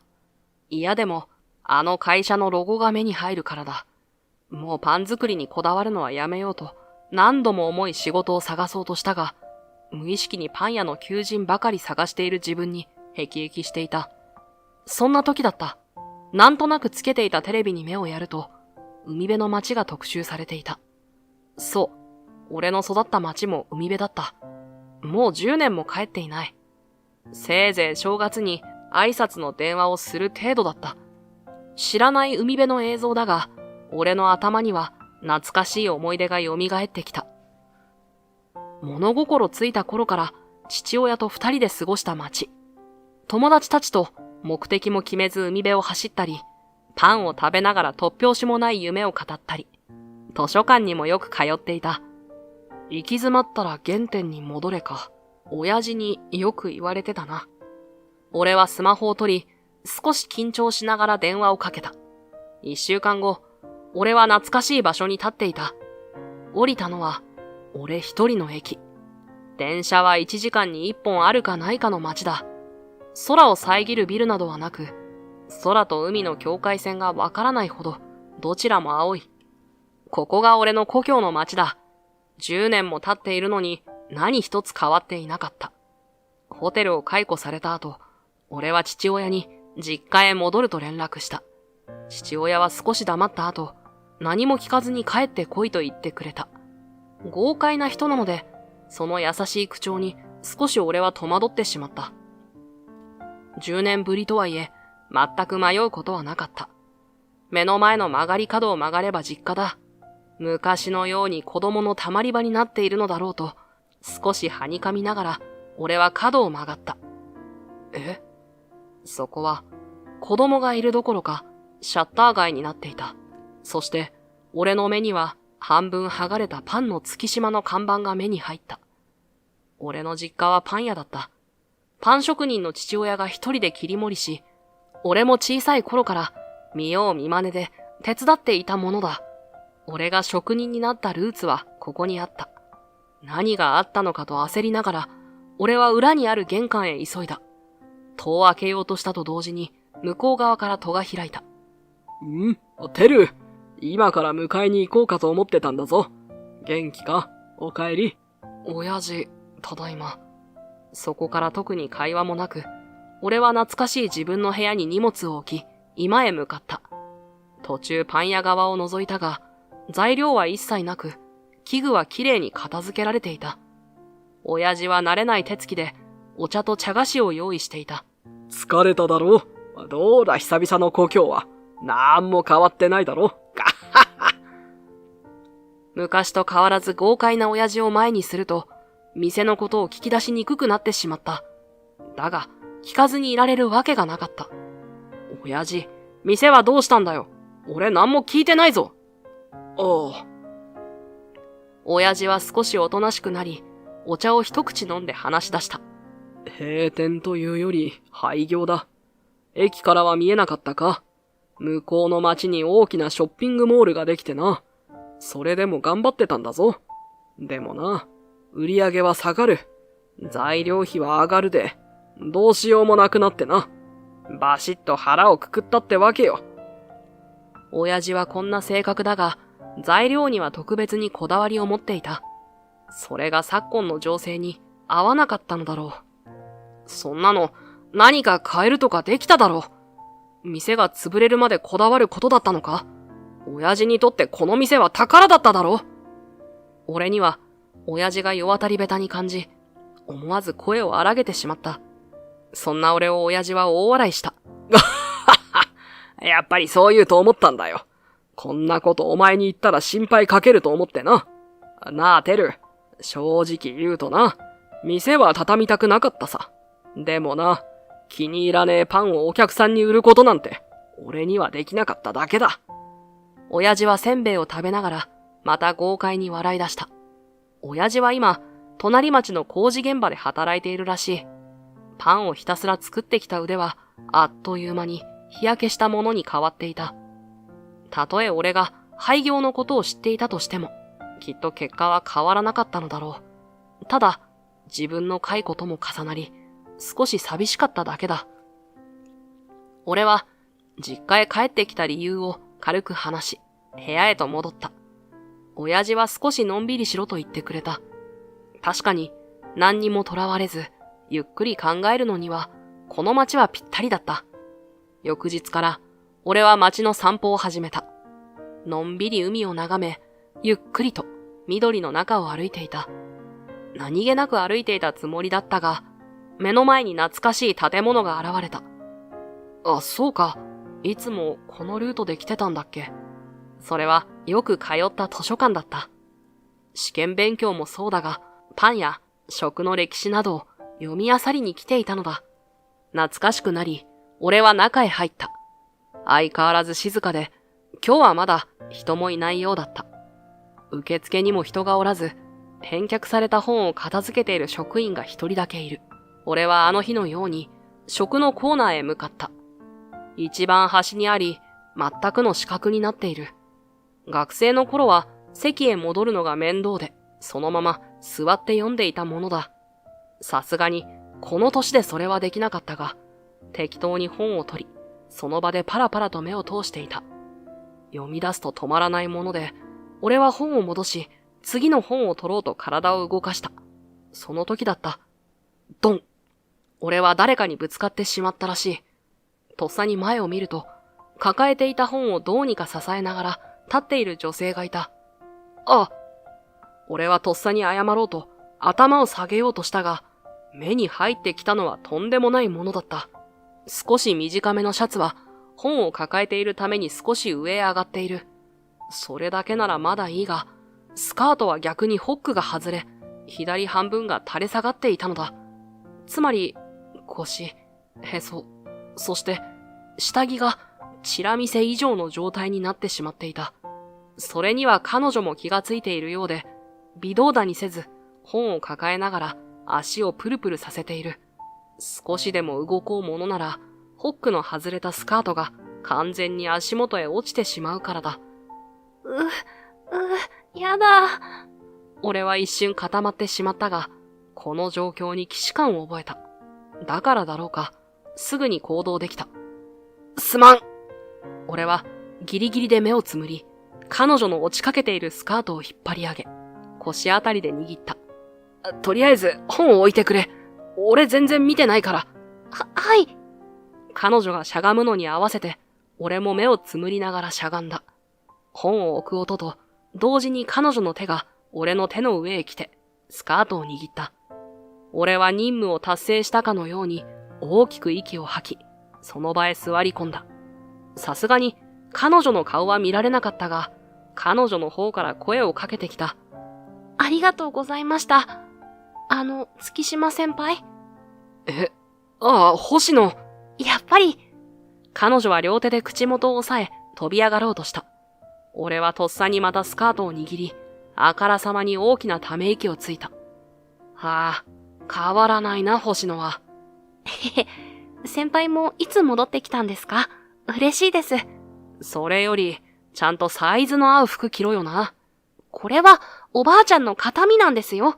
それに、まあ、ホック止まらなくても、クリップでどうにかなりますし。このどこか抜けた性格の子は、星野美月、同じ高校の後輩だった。と言っても、面識はなく、初めて出会ったのはまさにこの図書館だった。星野の屈託のない笑顔を見ていて、俺はさっきの既視感に気がついた。星野と初めて会った時も、まさにこんな状況だったのだ。その日、俺は受験勉強の息抜きに、久々に図書館へ来ていた。このコーナーで座り込みながら本を読むことに夢中になり、立ち上がった時に人がいることに気がつかなかったのだ。立ち上がった時、途端に目の前が真っ暗になった。状況が飲み込めず、立ち上がろうとすると、女の子の声が上がった。やめてください。そんなに引っ張られたら。静かな図書館での話し方に慣れているのだろうか。彼女は焦りながらも叫んだりはしなかった。小声で、やめてと連呼している。痴漢なんですね。訴えながらも、その子は動かなかった。俺は痴漢と言われ焦りながらも、冷静に頭にかかった布を退けようとした。視界がはっきりし、俺は呆然とした。目の前には顔を真っ赤にし、半分ずれたスカートを足で必死に押さえている女の子がいた。もちろん、下着のレースは完全に丸出しになっている。本を抱えていて、腕が使えず、足元にはクリップがいくつか落ちていた。どうやら、座っている俺の前をそっと通ろうとしたとき、俺の頭が中に入ってしまい動いたため、スカートを留めていたクリップが頭で引っ張られ、外れたらしい。俺は煩悩よりも、この彼女のあられもない格好をどうするかで頭がいっぱいだった。両手が塞がり、彼女は動けないので、状況はどんどん悪くなる。このままではいつか人が通るかもしれない。俺は腹をくくり、彼女のあらわになった細い腰に手を伸ばした。すまん！俺はスカートを引っ張り上げ、彼女の腰まで引き上げたのだった。その後は痴漢の誤解も解け、彼女は今度お礼をさせてほしいと言って、その日は別れた。後日、お礼に少しドキドキしながら図書館へ行った。誰でもきっと緊張するだろう。性格は天真爛漫な感じだが、かなり可愛い子だったからだ。昨日はありがとうございました。これ、すっごく美味しいから、ぜひお礼に。うちのパンじゃん。それから俺たちは友達になったのだ。星野に会うのも10年ぶりだった。だが、全く変わっていない彼女に久々に俺は大笑いしてしまった。月島先輩も全然変わってないですね。私はどうですか？やっぱり全く変わってないな。いろいろな面で。どういう意味ですか？俺と星野は図書館の庭のベンチに腰掛けながら昼食を食べていた。10年の月日を感じさせない星野を見ていると、俺は心地よさとともに複雑な気持ちになっていた。星野は今、職員として、この図書館で働いている。もともと本が好きだった彼女にはぴったりの職場だ。先輩は帰省ですか？確かすっごいホテルで働いてるんですよね。街の誇りですよ。俺が口ごもったのを察したのか、星野はパンを食べていた口を止め、俺の方を向いた。ここで適当に嘘をついてもよかったのかもしれない。だが、学生の頃から、俺はなぜか、星野には嘘はつけなかった。俺はこの町へ帰ってきたことの顛末を話した。星野はじっと聞いていたが、俺が話し終えた途端、立ち上がり、俺の前へ立った。月島先輩、ダメ。いて！星野の顔が目の前に近づいてきたかと思った瞬間、俺の両頬は左右に引っ張り上げられていた。先輩は下を向かない人なんですから。星野はこういう性格なのだ。初めて会った時からいつも笑顔で俺の顔を見つめて話す。本人に自覚はないんだろうが、俺の心をいつも前向きにしてくれる。あの頃の俺もきっとそれが分かっていたんだろう。だから、星野には嘘をつかず、話してきたのだ。握りすぎてクリームが飛び出しているパンをわたわたと舐めた後、星野は今度はゆっくりと話し出した。先輩から見て、この町はどうですか？まあ、実家が廃業してたのは驚いたけどな。やっぱり綺麗ないい町だよ。星野は少し黙った後、また笑顔で俺に言った。先輩、明日空いてませんか？図書館主催の交流会があるんです。ちょっと手伝ってほしいなって。そんなのあるのか。いいぜ。時間は有り余ってるからな。ありがとうございます、月島先輩。ありがとうという言葉とは裏腹に、遠くに見える海を静かに見つめる星野の顔が、俺は気がかりだった。翌日、俺は図書館へ向かった。交流会というのは、年齢関係なく集まった人たちが図書館のおすすめ本を紹介するという内容だった。開始5分前、子供を連れた女性2人組が席についていた。星野が挨拶していたので、きっとよく来ているのだろう。そして開始時間になった。人はそれ以上増えなかった。こんな街だから後から人が来る可能性もある。日曜だし、学生も連れ立って来るかもしれない。俺は星野に小声で聞いた。どうする？始めるのか？もう少し待っても大丈夫そうだけど。始めましょう。もう人来ないですから。え？きょとんとしてしまった俺を背に、星野は深呼吸して、笑顔で席の方へ向かった。おはようございます。今回もおなじみのメンバーですけどね。みつきちゃんのこと、うちの子たち大好きだから。わあ、嬉しいな。今日はどんな本紹介しましょうかね。俺は少し離れて様子を見ていた。定期的に開催しているとは聞いていたが、どうやら来る人は決まっているようだった。正直、もっと人が来るものだと思っていた。なぜなら、俺がいた頃の図書館は静かではあったが、常に人が出入りし、学生が勉強したりなどの活気があったからだ。しかし、目の前の状況に、俺の手伝いなど全く必要なかった。昔を思い出しながら、星野たちを眺めていると、一瞬星野の顔が曇った。すぐに笑顔に変わったが、とっさに俺は会話に耳を向けた。そうなんですね。寂しいけど仕方ないですね。旦那さんのお仕事の関係じゃ。この街も、みつきちゃんも大好きだったんだけどね。どうしても利便性を考えると、引っ越しすることになっちゃって。でも、県内ならいつでも遊びに来てくださいね。私はずっとここにいますから。みつきちゃん、ありがとうね。子供たちの頭を撫でながら、星野は笑顔で話していた。苦しさを隠しているような笑顔だった。俺はその顔に見覚えがあった。それは、俺が街を出ることを星野へ伝えた時と同じ顔だったからだ。交流会が時間よりも早く終わり、俺たちは事務室で星野の用意してくれたお茶を飲んでいた。はは、先輩に時間だけもらっちゃってすみませんでした。ああ、来月どうしようかな。寂しいな。人、こんなに来ないものなのか？交流会以降、全く人が訪れはしなかった。俺の問いかけに、星野は少しだけ下を向きながらつぶやいた。先輩、10年ですよ。この田舎町での10年って、まるまる世界が変わるようなものなんです。若い人は出ていく。高齢化も進む。新しい人は来ない。私たちにはこの町に思い出があるけど、外の人には綺麗な景色しかないし、だから先輩が帰ってきてはしゃいじゃって。そこまで言うと、はっとして星野は顔を上げた。先輩のうちのパン屋さん、学生の頃から人気でしたよね。学生にも買いやすい値段なのに美味しくて、先輩が街を出た後もずっとそうだったんですよ。外に椅子出したりして、みんな集まっておしゃべりして。そうだったのか？親父何も言わねえから。閉店しちゃった半年前までずっとそうでしたよ。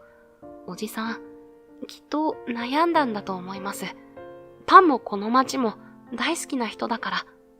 俺の頭の中で、この街での記憶と今の現状が交錯しだした。人がいるのが当たり前だった実家。親父の焼きたてパンをくすねて食べながら眺めた海。用事がなくても通うようになった図書館。そのほとんどが、今なくなりかけていた。俺は胸を締め付けられるような苦しく、悲しい焦燥感でいっぱいになった。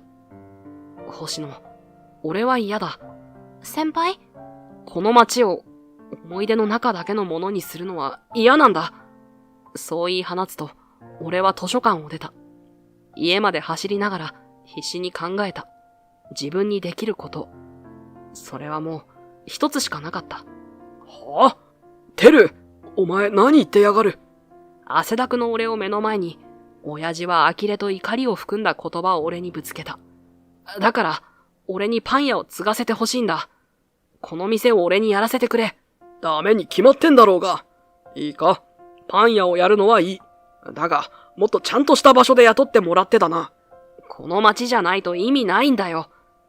親父はお茶を一気飲みし、俺を真剣な目で見ながら言い放った。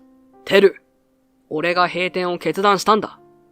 ずっとここでやってきた俺が決めたんだ。お前がまた始めて何が変わるって言うんだ。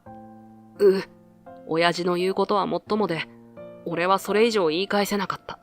だが、諦めることもまだできなかった。次の日の朝から、俺はパンを作り始めた。材料は近場で揃うものだったが、まずは作るしかないと感じたのだ。親父は工房を少し覗いたが、何も言わず出て行った。俺が焼いたのは、うちの定番商品の一つ、コッペパンだ。確かここで初めて焼かせてもらったのもこのパンだった。昨日からの勢いでパンを焼いたものの、これをどうしようかと考え出した時だった。工房の窓を叩く音が聞こえ、見に行くと、そこには星野がいた。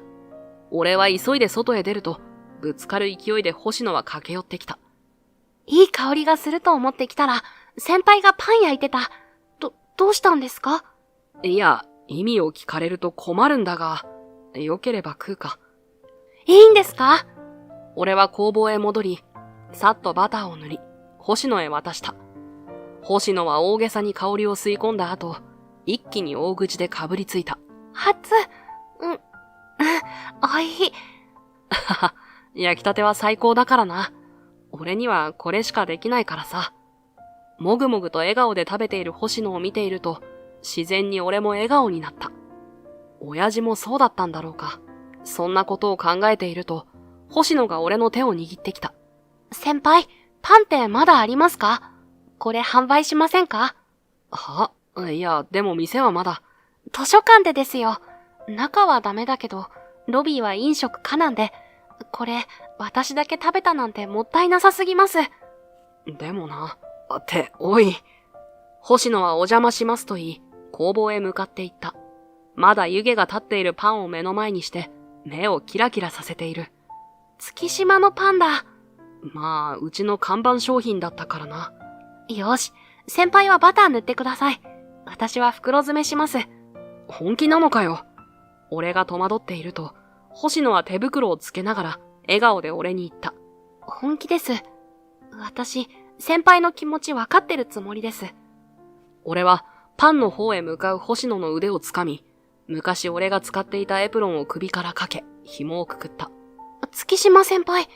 スカート落とさないでくれよ。目が合い、お互いに笑い合いながら、俺たちは準備をし、図書館へ向かった。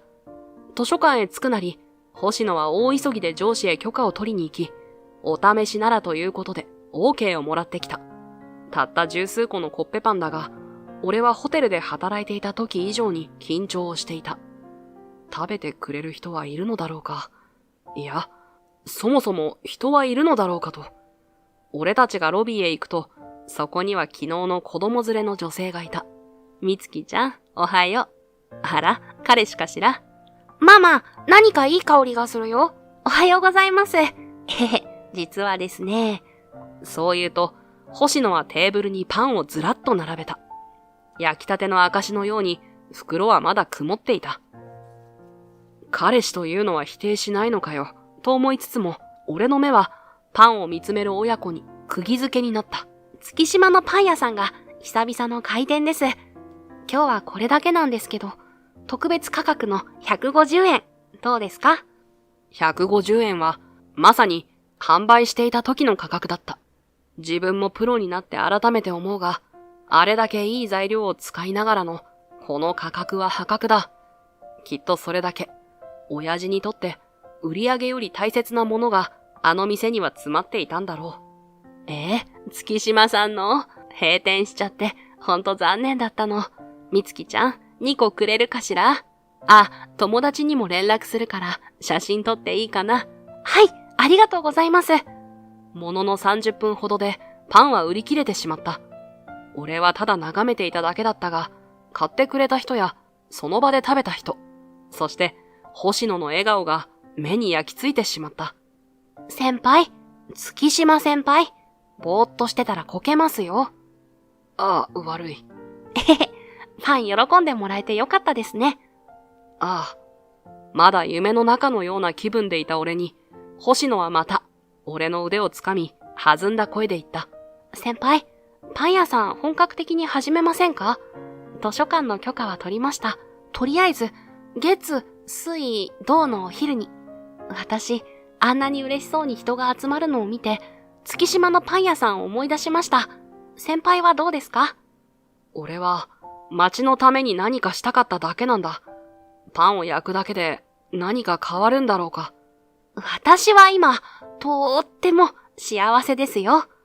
夕焼けの中、俺の腕を強く掴んだまま微笑む星野を見て、俺は深くうなずいた。それから、俺は星野の力も借りて、図書館でのパン販売を開始した。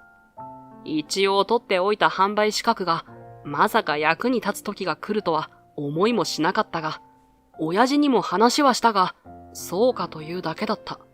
普段豪快な性格なだけあって、パンのことになると、途端に消極的になることに悩みもしたが、俺はもう進み出すと腹をくくっていた。パンの販売は初日から多くの人が集まってくれた。小さな町だからか、あっという間に噂が広がったのだろう。何より、親父のパン屋がいかに愛されていたかを俺は実感していた。星野、写真ばっか撮ってないで、ちょっと手伝ってくれ。はい。もう少ししたら行きます。なんなんだ。最近写真ばっかり。ここ数日、星野は商品やお客さんの写真ばかり撮っていた。図書館の掲示板にでも貼るのかと思っていたのだが、星野はもっと大きなことを考えていた。はぁ？それマジで言ってるのか？はい。準備は万端なので、あとは月島先輩の許可だけです。今日の販売を終え、片付けをしているとき、星野はとんでもない提案をしてきた。いや、今時といえばそうなのかもしれないが、俺にとってはやはりとんでもない案だった。マジで SNS をやるのか？このパン屋もどきで。立派なパン屋さんですよ、もう。それに、たくさんの人にこの街を、このパン屋を知ってもらうには、この方法しかないです。先輩も知ってほしいと思ったから焼き始めたんですよね。相変わらず、俺は星野には嘘をつけない。顔にもっと町のために頑張りたいと書いてあったのだろうか。俺は深く息を吐き、星野に任せることにした。星野が使ったのは、主に写真や動画を投稿するアプリだ。国内外問わず使われている。アカウント名は、パンの月島だった。パン屋のアカウントなんて、星の数ほどあるのに、広まるかと正直疑問だった。しかし、町の若い人がどんどん広めてくれたこと。何より、星野が毎日欠かさず発信してくれたこともあり、フォロワー数は徐々に増えていき、隣町や県外からも来てくれる人が増えてきたのだ。俺は感謝とやりがいを感じ始めていた。だが、親父は違った。SNS の件を町の誰かから聞いたのだろう。ある晩、俺を居間へ呼び出した。てる、こんなネットだのなんだのまで使って何がやりたいんだ。言っただろ。パン職人をやりたきゃ、もっとちゃんとした店で働けって。相変わらず、お茶を飲みながら、親父は俺の方を見ずに言った。俺は立ったまま、一言だけ伝えた。俺の宝のためにできることをしたいだけさ。てる。親父は俺の名前を強く叫んだが、居間を出ていく俺を追いかけては来なかった。俺は進路で揉めた時のことをぼんやりと思い出していた。俺はこの店を継ぎたかった。だが、親父はそれを絶対に許さなかった。それまでパン作りを教えてくれていたのに、なぜか継ぐのを許さなかった親父とは、もちろん口論となった。親父、なんでだよ。あれだけ店のことが、美味しそうにパンを食べてくれる人たちが大好きだったのに。10年経ってもまだ父親を理解できないことに歯がゆさを感じながら、俺は眠れない夜を過ごした。翌日、パンの販売はなかったが、俺は図書館へ来ていた。星野の手伝いをするためだ。図書館の場所を借りている以上、できることはしたかった。それに、朝焼いた新作を星野に食べてもらうという理由も一応あった。月島先輩、ありがとうございます。って、もしかして寝不足ですか？ああ、新作のこと考えててな。大丈夫。何手伝えばいい？星野は眉を8の字にしながら、俺の顔を見ていたが、聞き出すのはやめたようで、俺を書庫室へ連れて行った。ここにある本は、かなり古いものなんです。問い合わせがあったら出したりもするんですけど、今はあまり出すことがないので、一旦全部出して、風に当ててあげましょう。これ全部か？はい。完全に力仕事だったため、男の俺が頑張るしかないと出入りを繰り返したが、さすがに疲れてしまい、休憩がてら書庫へ戻った時だった。星野の姿が見えないと思っていたら、書庫そばの椅子に腰掛け、本を読んでいた。星野、お前休憩するならするって。先輩！かぶせるように俺を呼び、本を抱えながら星野が走ってきた。その本は、俺も昔読んだことのあるパン作りの基本という本だった。俺たちは庭へ場所を移した。星野がさっきの本を開きながら話し始めた。この本、月島先輩がよく読んでたのを覚えてたんです。だから、書庫にあるのが変だと思って調べたんですけど、この初版本は楽帳だったんです。本当なら出版社へ返却するんですけど、紛れたのか、書庫へしまわれてたみたいで。俺が読んでたのは新しく刷られた本だったのか？はい。それで中開いてみたんですけど。そう言うと、星野は開いたページを俺の方へ持ってきた。それはコッペパンのレシピページだった。そして、色が変わってしまっている封筒が挟んであった。俺はその封筒を手に取った。これは、手紙。照夫って、親父か？多分、後ろに店員が押してあります。パンの月島って。代表月島義輝。確か、じいちゃんの名前だ。俺と星野は目を合わせ、ごくりと息を飲んだ。これは、じいちゃんから親父への手紙だ。おそらく挟んだものの、楽帳が発覚し、中も確認されずに書庫へ行ってしまったのだろう。俺は悩んだ末に読んでみることにした。星野は立ち去ろうとしてくれたが、一緒にいてもらった。情けないが、一人で受け止められる内容なのかどうか、自信がなかったのだ。星野はゆっくりうなずくと、すぐ横へ座ってくれた。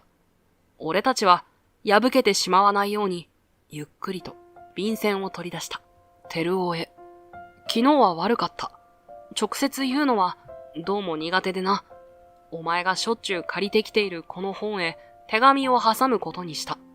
毎日怒られながら、パン作りの修行をしていたら、パンなんて嫌いだという気持ちになっても仕方ないだろうと母さんに言われてしまったよ。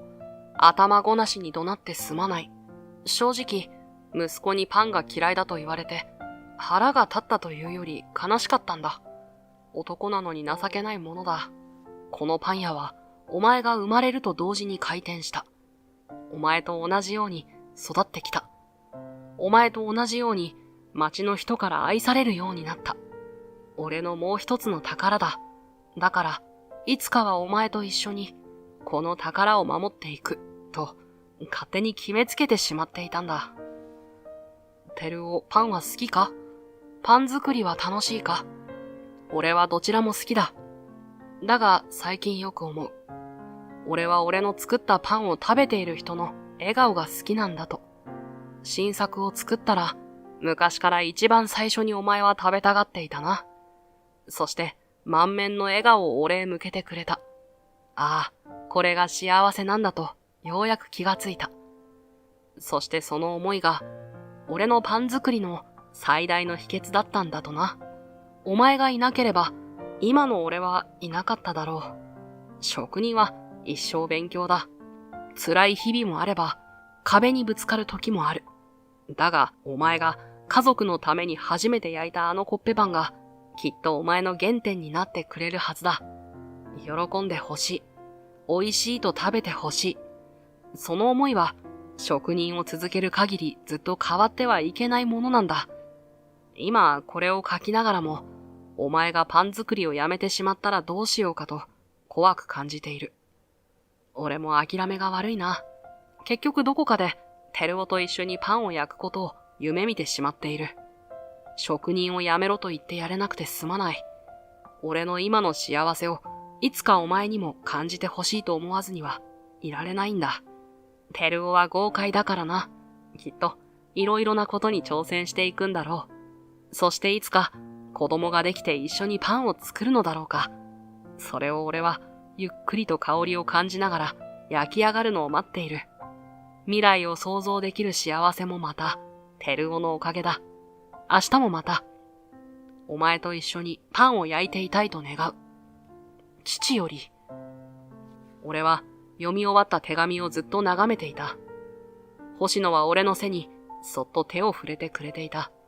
この手紙が親父に届くことはなかったのか。これ、親父に渡してくれよ。余計なお世話なのかもしれないけどさ。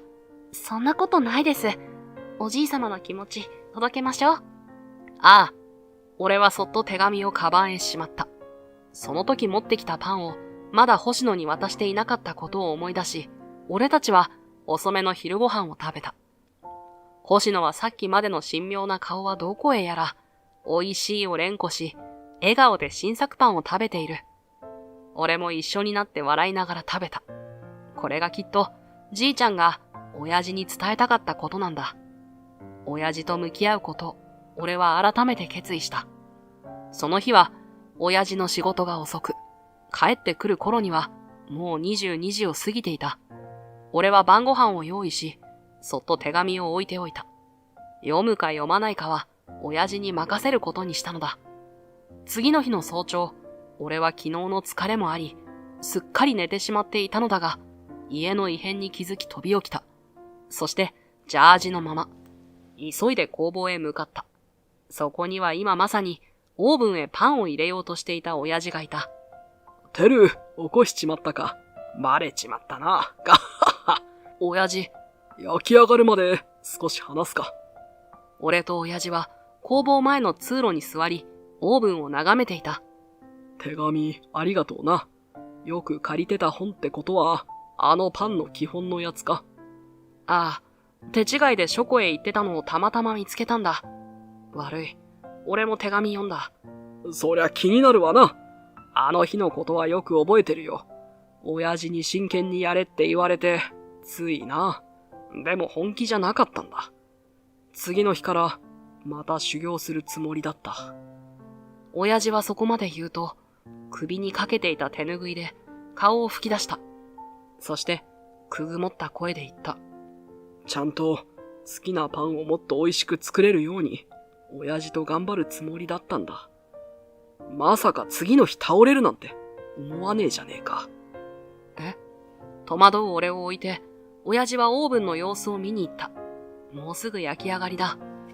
じいちゃんな、あっという間だったよ。結局話すこともできなくてな。あの喧嘩が最後だったんだ。母さんが家計を支えてくれて、俺は親父のレシピと独学で店を再開した。そうだったんだ。オーブンが開くと香ばしいいい香りがしてきた。ほら食え。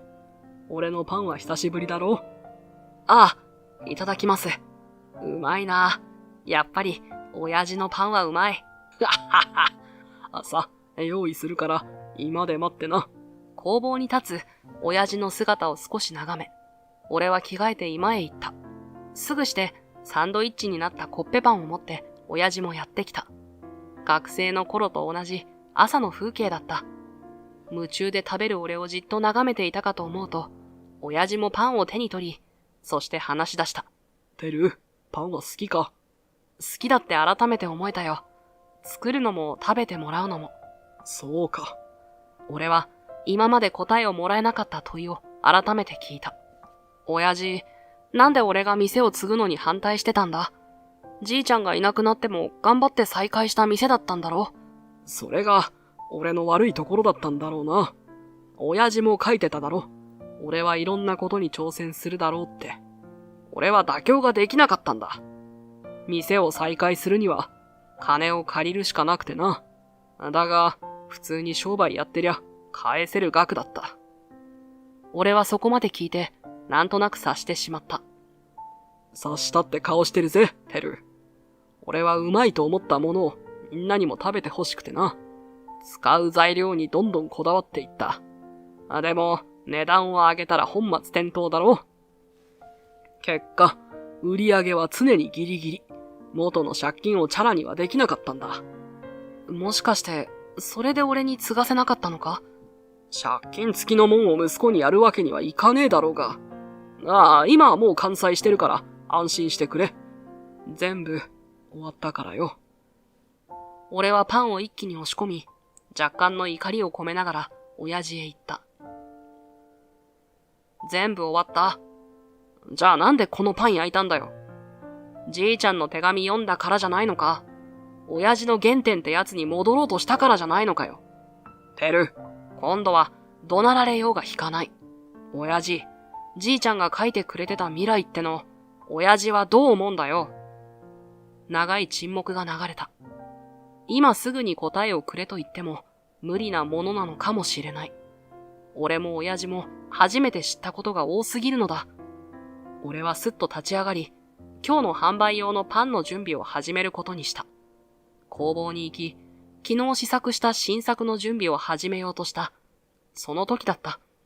てる。親父はエプロンをつけると、おもむろに工房の奥へ行き、機器をのけ出した。すると奥には小型の冷蔵庫があった。親父に手招きされるまま行き、俺はその冷蔵庫を開けた。これって、お前のレシピを見たかな？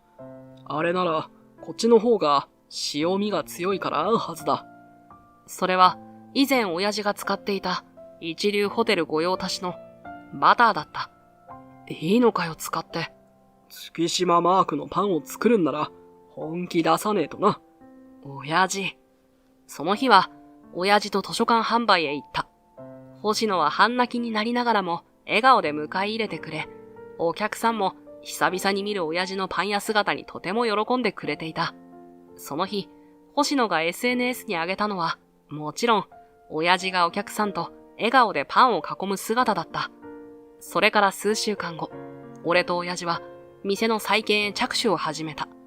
金はあまりかけられなかったので、ほとんど二人での素人仕事になるかと思っていたが、町の人が聞きつけるや否や、手伝いを買って出てくれたことで、店のリフォームは瞬く間に進んでいった。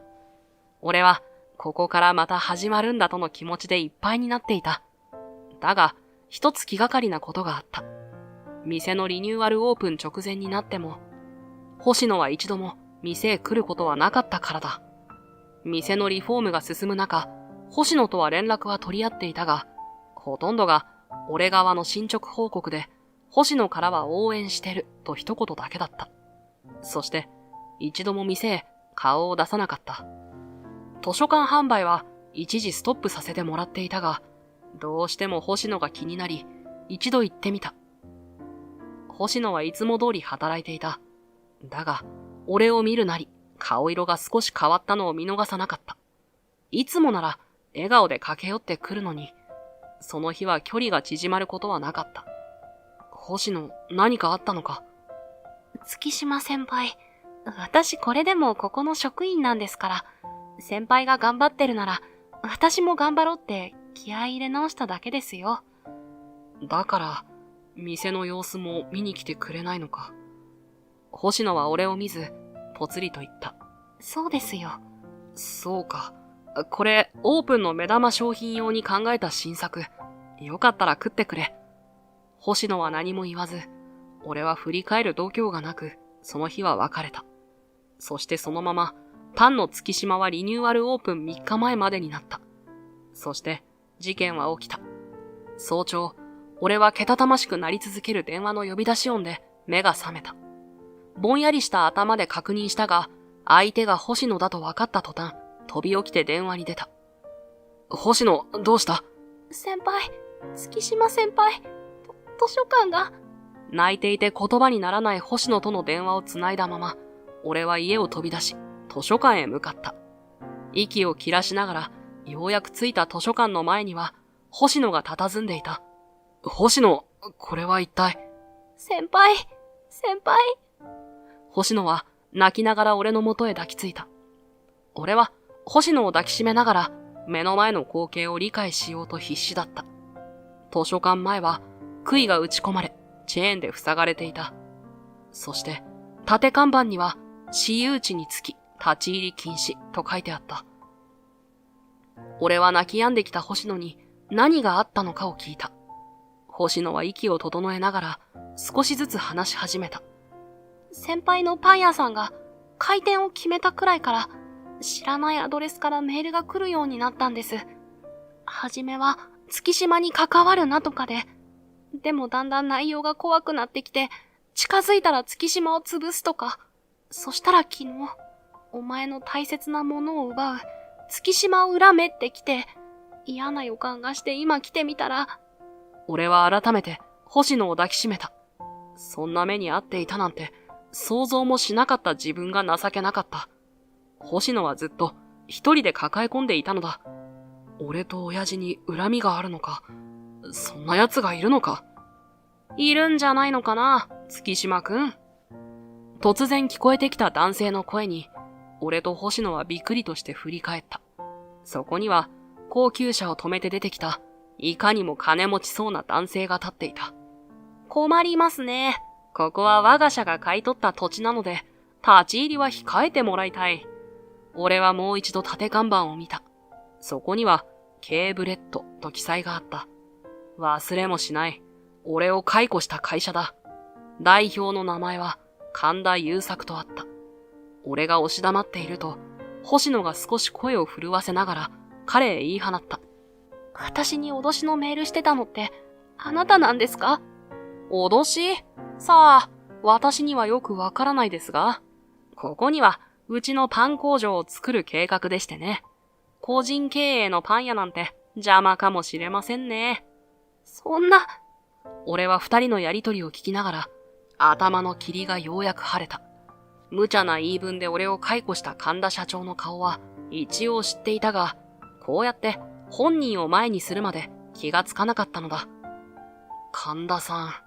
あの神田さんなのか？まさか覚えてくれていたとはね。久しぶり、てるくん。先輩、知り合いなんですか？ああ。神田さんは、俺がまだ学生だった頃、親父の元で修行していた人だった。突然いなくなってしまったが、まさかKブレッドの社長になっていたなんて。そして俺を解雇しただけでなく、今この町を潰そうとしているとは信じられなかった。だがすでにことは起きてしまっている。神田さんがしようとしていることを止めないわけにはいかなかった。俺は星野の前へ立ち、神田さんと対峙した。神田さん。いや、優作さん。俺をホテルから解雇にしたのはなぜですか？ああ、あのホテルかい。そういえば、効率化のために人員整理をしたね。月島てる。そういえば、いたかもしれないかな。小馬鹿にしながら笑う優作さんに、俺はスマホを取り出して話を続けた。買収の噂が出た時でした。俺の知り合いで、Kブレッドの関係者がいるんです。その人から、ちょうど相談を受けてましてね。勤務形態の違反に関して、なんだと？俺は開示できる資料をもらい調べましたが、いくつかの工場でかなりの超過労働になってますよね。それに、実際パンも買いましたが、超過労働が疑われる製造工場の分は、他のと比べて味が微妙に違いました。調べを入れてもらったところ、ハードな納期に合わせるために、材料をかなり削っている可能性があるそうですね。俺は冷静に優作さんの顔を見た。彼は明らかに動揺しているようだった。だったら何なのかな？それが本当の話なら、君が解雇通知を受けたとき、訴えればよかったじゃないか。それをしなかったのは自信がなかったからじゃないのかい？あなたの会社の不正には確信があります。俺、これでも数字と舌には自信あるんです。一パン職人に大手会社の不正を相談してきたって時点で信憑性あるでしょ。優作さんはいよいよ俺を睨みつけ出した。俺は思い出を振り払って彼に言い切った。このことはまだ伏せてもらってます。確かに解雇になった時は悩みました。けれど、買収を受けたということは、ホテル側にも事情があるということだ。告発する決断はできませんでした。だが、この町に何かしようとするなら話は違う。叱るべき検査機関へ入ってもらいます。優作さん、あなたの気持ちはわからない。けど、まだ立ち直せるでしょ。俺の知っている優作さんは、もうやめてくれないか。ついに感情を爆発させた優作さんから、俺はとっさに星野を守った。息を荒く、瞳孔を開き、彼は俺を睨んだままだった。俺は、この街が嫌いなだけだ。昔の思い出も何もかも、今の俺には必要ない。だから手に入れたこの財力と権力で、すべてなくすことにしただけだ。何が悪い。強い言葉とは逆に、優作さんは俺を睨むのをやめ、目をぎゅっとつむっていた。すると後ろから、星野が俺の手を握ってきた。心配そうな顔をして、俺を見つめている。優作さん、少しだけ時間もらえませんか。俺がそう言うと、優作さんは何も言わず、車を待機させ、俺の後ろをついてきた。振り切ったはずの思い出が、結局捨てられないのはきっと、俺も優作さんも同じはずだと、俺は信じていた。少し歩き、目的地に着くと、建物の中から、いつもの豪快な声が聞こえてきた。テル、お前急に飛び出していったと思ったら、どこ行ってやがった。たく。ん？親父は作業を放り出し、立ち去ろうとする優作さんを追いかけ、腕を掴んだ。優作だろ。月島先生。さっきまでの優作さんとは思えないような、俺の思い出の中にいる優作さんがそこにいた。ああ、優作、元気か？今何してんだ？ずいぶん男前になったな。あ、そうだ、腹減ってないか。ちょうど今から作るところなんだ。ほら、久々のパンの月島だ。親父の強引さに勝てないところも昔のままだった。俺も二人と一緒に工房へ向かった。優作さんは何を思っているのか、工房の隅々まで何も言わずじっと見つめていた。下ごしらえが終わり、オーブンの温まりを待っている間、俺と優作さんは二人っきりになった。すると、並んだパンを眺めながら、優作さんはポツポツと言葉を吐き出し始めた。相変わらず、古いんだか新しいんだかわからない工房だな。こんな場所でこんなにこだわって、商売が成り立つわけがない。はは、まあ、実際一度、潰れてますしね。優作さんは、今度は天井を見上げながら、意を決したかのように俺へ向かっていった。俺はさ、逃げたんだよ。職人仇の先生についていけなくなったことと、仕事のやり方で衝突してしまってね。売上度外視なんて、俺には考えられなかったんだ。それから、大手製パン会社へ入って独立し、ケーブレットを立ち上げた。パンなんて、とりあえず食べられればいい。ごまかしの効くものだって、効率をひたすらに重視してきた。今や、日本のトップに名を連ねる会社ですもんね。俺の言葉に、優作さんは自重気味に笑った。でもね、会社のパンを食べるたび思い出すんだ。子供の頃、ここへ初めて連れてきてもらって、焼きたてのコッペパンを食べた、あの日のことをさ、もう自分がわからないな。俺は、優作さんをわかってるつもりですよ。驚きながら俺を見る優作さんに、俺もまた、昔を懐かしみながら彼へ向けて話した。俺が初めてコッペパンを焼いたとき、優作さんも食べてくれましたよね。しかも失敗してしまった分を、79点だって。あと1点は経験。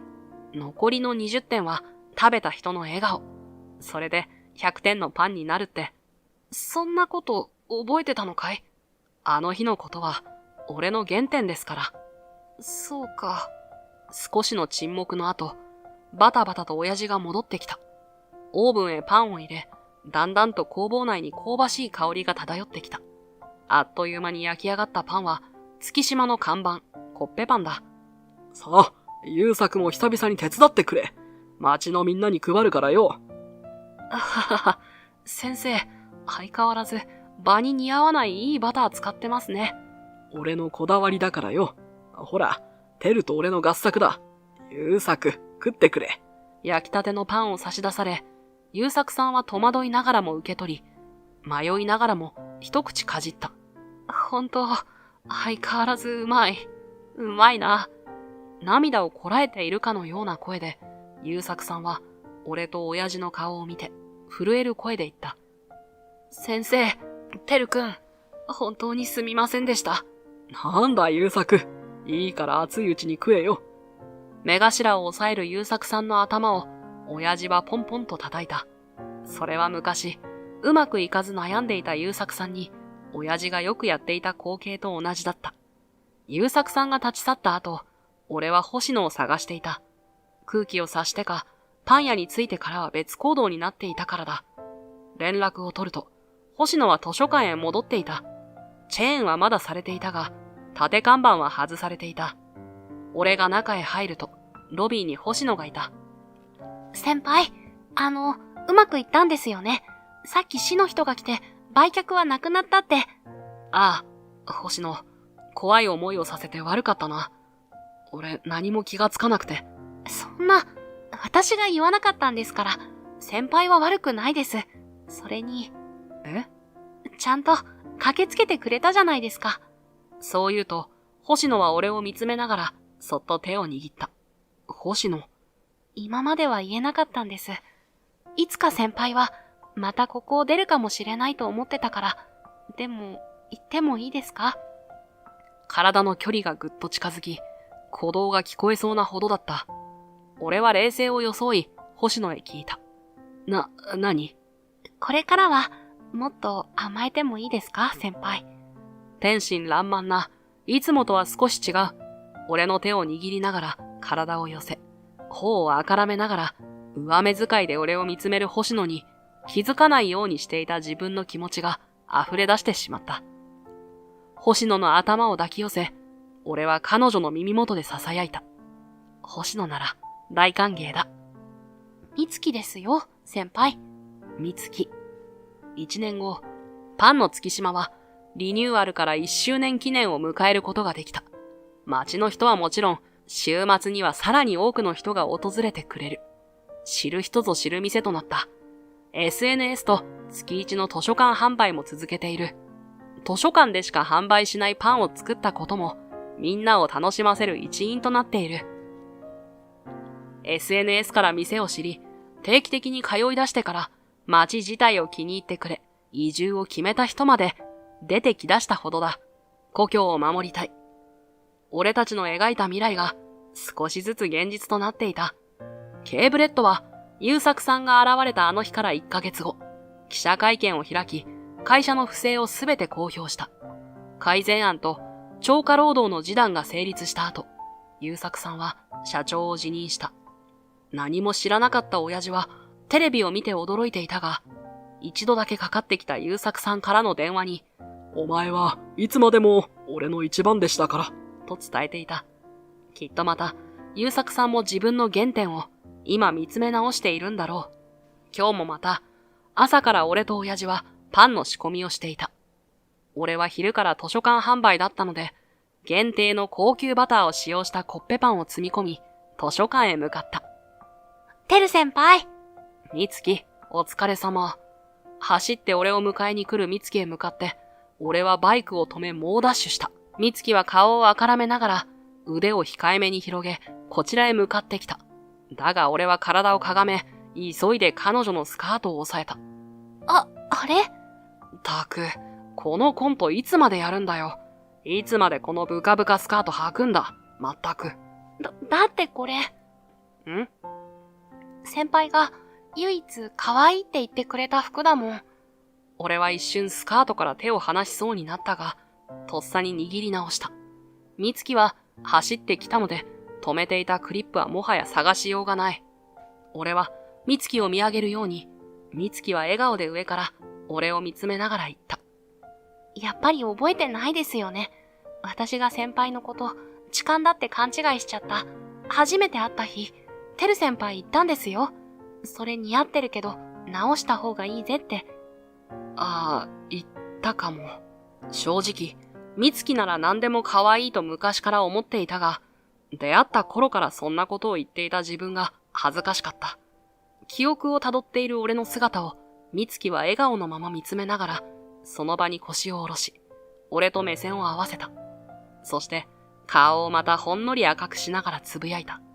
こんなに優しくてかっこいい人と、あんな出会い方をして、惚れない方がおかしいです。そう言うと、思いっきり美月は俺に抱きついてきた。二人揃って庭の芝生に倒れ込んでしまった。俺は美月のスカートをスッと引き上げ、美月以上に強く抱きしめ返した。そして、本当は後で言うつもりだったことを思わず彼女へ言ってしまった。こりゃ、結婚指輪の前にスカート買いに行かなきゃな。先輩？俺は起き上がった美月の顔、恥ずかしくてしっかり見れず、少し咳払いしてから目を見つめ、彼女の左手をそっと握った。戻れる場所、戻りたい場所を持っていることは幸せだと思う。でもそれは場所だけではなく人自身なんだ。記憶の中だけだったとしても、心を癒し、強くしてくれる出会いは、迷い、つまずいた時に、きっと立ち上がる力をくれるはずだ。